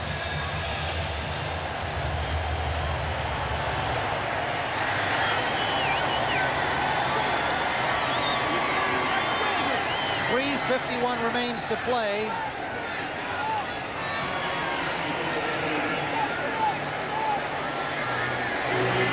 Champion Cowboys with a 7-2 mark to stay ahead of the Giants. Johnson kicks a high short one. Fair caught by Vanderbeek. That's his second fair catch of the kickoff today. Emmett Smith in his civvies on the sideline with that bruised quadricep muscle. Collision with Pierce Holt in the second quarter. That's the one right there. He got his right quad. Holt ran into it, and as soon as he got hit, he knew it.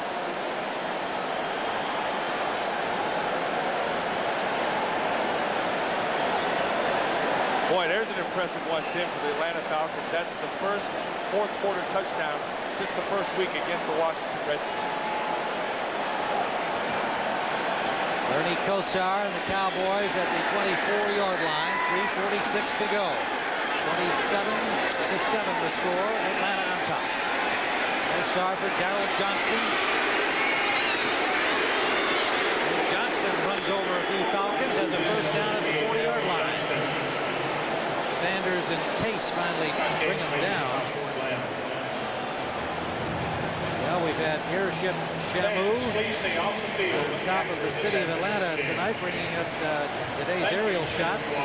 Shamu blimp also aids in marine mammal research for SeaWorld, and great to have him along with us today.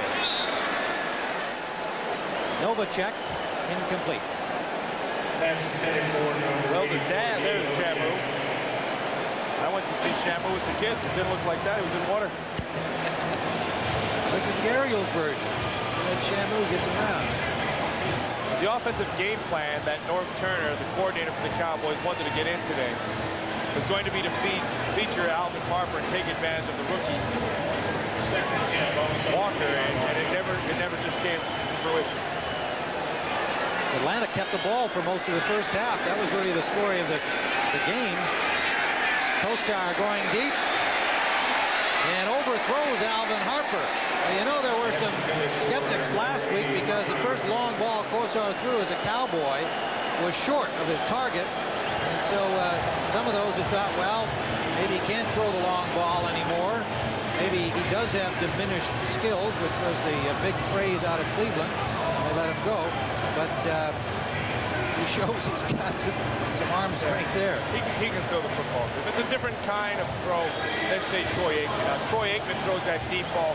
It never gets higher than about 7 or 8 yards off the surface. When Kosar throws the ball, he's got to put a little bit more air under it and let the guys run under it. 3rd and 10, Dallas. Up the middle, complete. Novacek for a first down. The tight end makes the catch at midfield. Novacek. But he doesn't have to hang his head. No, I don't Not at know all. it He would have just been any played- different if Aikman were playing today. Atlanta just kept the ball away from Dallas in the first half. That was the key, taking their 13-0 lead. They simply didn't let the Cowboys have the ball, and Right. they've played inspired both ways today. Full credit to the Falcons. 2nd and 10. Flag down and a sack by Mo Gardner. First sack of the afternoon. And the hold is against Dallas. Holding number 71 offense. That penalty is declined. 3rd down. Mark Tuinei charged with the hold. The left tackle, number 71. Well, big Ernie Logan, number 73, just put a power rush on Tuinei, and he had to hold him to try to stop him. Logan, a 3rd-year man from East Carolina, getting some late game time today as a backup on the Falcons defensive front. 2:29 left. 3rd down and 14. Really jumped by Holt. He tried to get back. Nice little move that he made around Giesick, but he couldn't get back in time. Number 95 defense. 5 yards. 3rd down. That was a defensive tackle pirouette we saw from Holt there. Well, I spoke with Pierce Holt before the game, and he is one beat-up guy. And, you know, when we talked about the scheme that he's running in today, well, one of the things that he would like to see this scheme is for them to have a base, something that he can always go back to, because now he never expected all the double team he's getting, and he never expected that he's going to have to be rushing the passer almost every play the way they run their scheme. 3rd and 9. Kosar can't find a man open downfield and is finally sacked. Good coverage. Chuck Smith and Pierce Holt finally get him. That was a coverage sack. Yeah, that was pure coverage because Pierce Holt right in the middle of your screen is doubled, and you're going to have the zone all behind. Watch them run with their receivers. Now everybody's covered. Push them out of bounds. You can cross this guy out. Now look at this. Cover, cover, cover, and 3 guys deep. Nowhere to go with the ball. Pierce Holt comes up with a sack. They'll go on 4th down. Kosar gets some time, and he's got his man. First down to Alvin Harper. Inside the 30 of Atlanta. And the heart goes up in the air and knock it away. The entire defense of the Atlanta Falcons today really has played well, Tim. Boy, they sure have. And they have been hot this past month. The victory today for Atlanta will draw them to 4-6, and then they are at home next week against Cleveland. Counting today, 3 of the next 4 games are at home for Atlanta, so that 0-5 start just buried them. They are a better team than that 0-5 record would indicate at the beginning of the season. Kosar in and out of the hands of Irvin and off the hands of Donaldson. Thought he might have an interception. That went right off his noggin. Off Donaldson's helmet. It's keeping your eye on the ball. Hit it right in the Case face. with a coverage and a good lick on Irvin as the ball arrived. Funny when you talk to Jerry Glanville about his safeties, the 2 guys he always talks to, look at his point right off his head. There's Donaldson and Eaton. He said, boy, those are my trained killers, he said. Donaldson and Eaton. Well, boy, his defense was ready to play today. No doubt. 3rd and 10, Cowboys. Dallas will be at home on Thanksgiving Day against Miami. And they await the result of the loose ball. Kosar picks it up, gets it off to Darrell Johnson. Actually turned it into a 1-yard gain. Saying Dallas will be looking at the scoreboard of the game later today. The Giants at Philadelphia. New York will have a chance to move into a tie atop the NFC East. Dallas will fall to 7-3, and the Giants, as we said, playing at Philadelphia. And of course, Philadelphia without Randall Cunningham. A good opportunity for the Giants today, who are a healthier team, to move into a tie. Well, losing Emmitt Smith is, throws a wrinkle into there. Getting Troy Aikman back soon is another wrinkle. I still think the Dallas Cowboys are the strongest team in the NFC. There's still a long way to go here. We're early in the second half of the season. Here's Emmitt Smith. Colorful attire now that he's out of uniform for the rest of this day. A bruised quadricep muscle. No way to predict whether or not he'll be ready to go next week. Troy Aikman wants to come back. He says he could have played today, but they don't want to take a chance with this franchise quarterback. Hamstring injury to Troy. And in the NFC West, New Orleans and San Francisco tied atop. And they'll meet each other this week. Atlanta will move to 4-6. Monday night, New Orleans will be at San Francisco for a showdown in the West. 4th down. Kosar, he's got a man. Touchdown. Kevin Williams, the rookie from Miami. There's no quitting the Cowboys. They are the champions. And even though this one is out of reach, Kosar perfectly on target to the rookie. Boy, very nicely done by Bernie Kosar. Sits in the pocket, waits for Williams to clear through the zone, has enough time. They go with the double stunt, stands in the pocket. Well, watch. Look at that. That's perfectly done.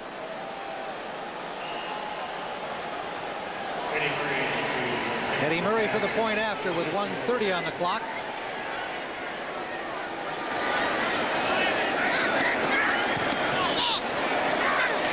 And it's good. Sounded like it was tipped. Yeah, there was a good rush up the middle there by Lester Archambault. Watch Kevin Williams, number 85, is in the middle of the 3 receivers right there, working on Melvin Jenkins. Now there should be a safety over the top.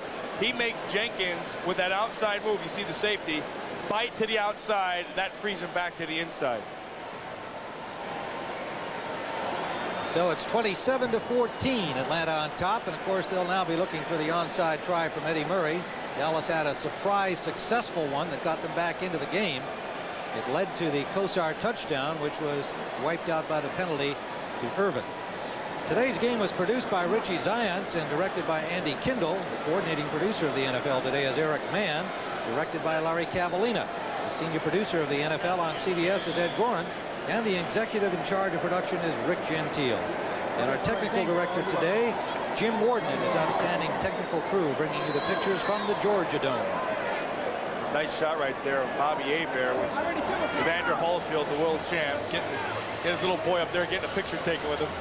Evander's been real busy. He was at the Hawks basketball game last night, at the football game today. You know, once you win the heavyweight championship, you can take a little time off and go and watch the other athletes. What a job Evander did against Riddick Bowe that wild night in Las Vegas. One of only 3 heavyweight champions to regain their crowd. Floyd Patterson and Muhammad Ali. That's pretty distinguished company. Murray's onside kick try. Again, another scramble. A perfectly kicked ball by Murray. Flag is down on the play. Well, they're going to call a flag because it hit one of the Dallas defenders before it went 10 yards.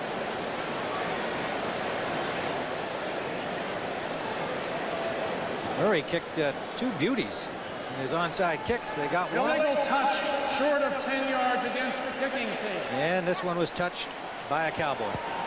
Dixon Edwards, number 58. It hits him, and as soon as that happens, you see that he shouldn't have reached out. And then the flag comes down. There's the penalty. Now they'll re-kick it.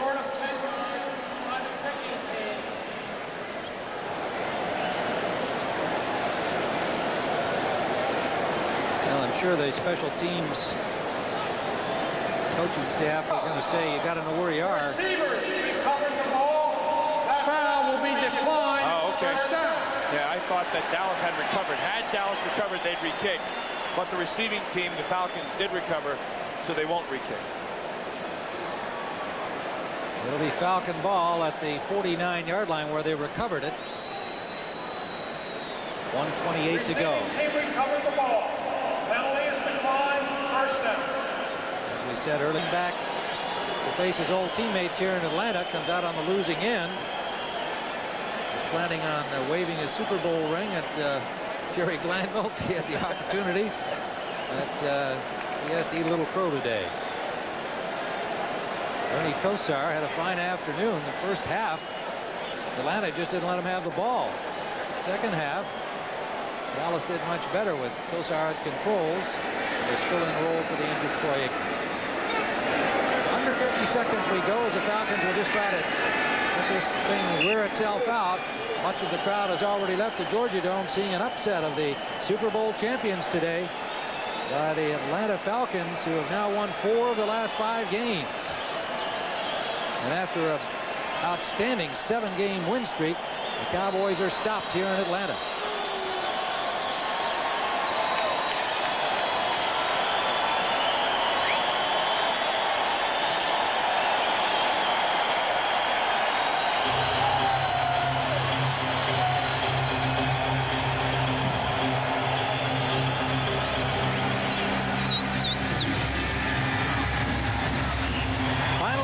The Atlanta Falcons with a victory 27-14 over the Dallas Cowboys, and they have improved to 4-6. Dallas falls to 7-3. Stay tuned as we will take you to New York for the NFL Today post-game show with Terry Bradshaw and Greg Gumbel. Greg?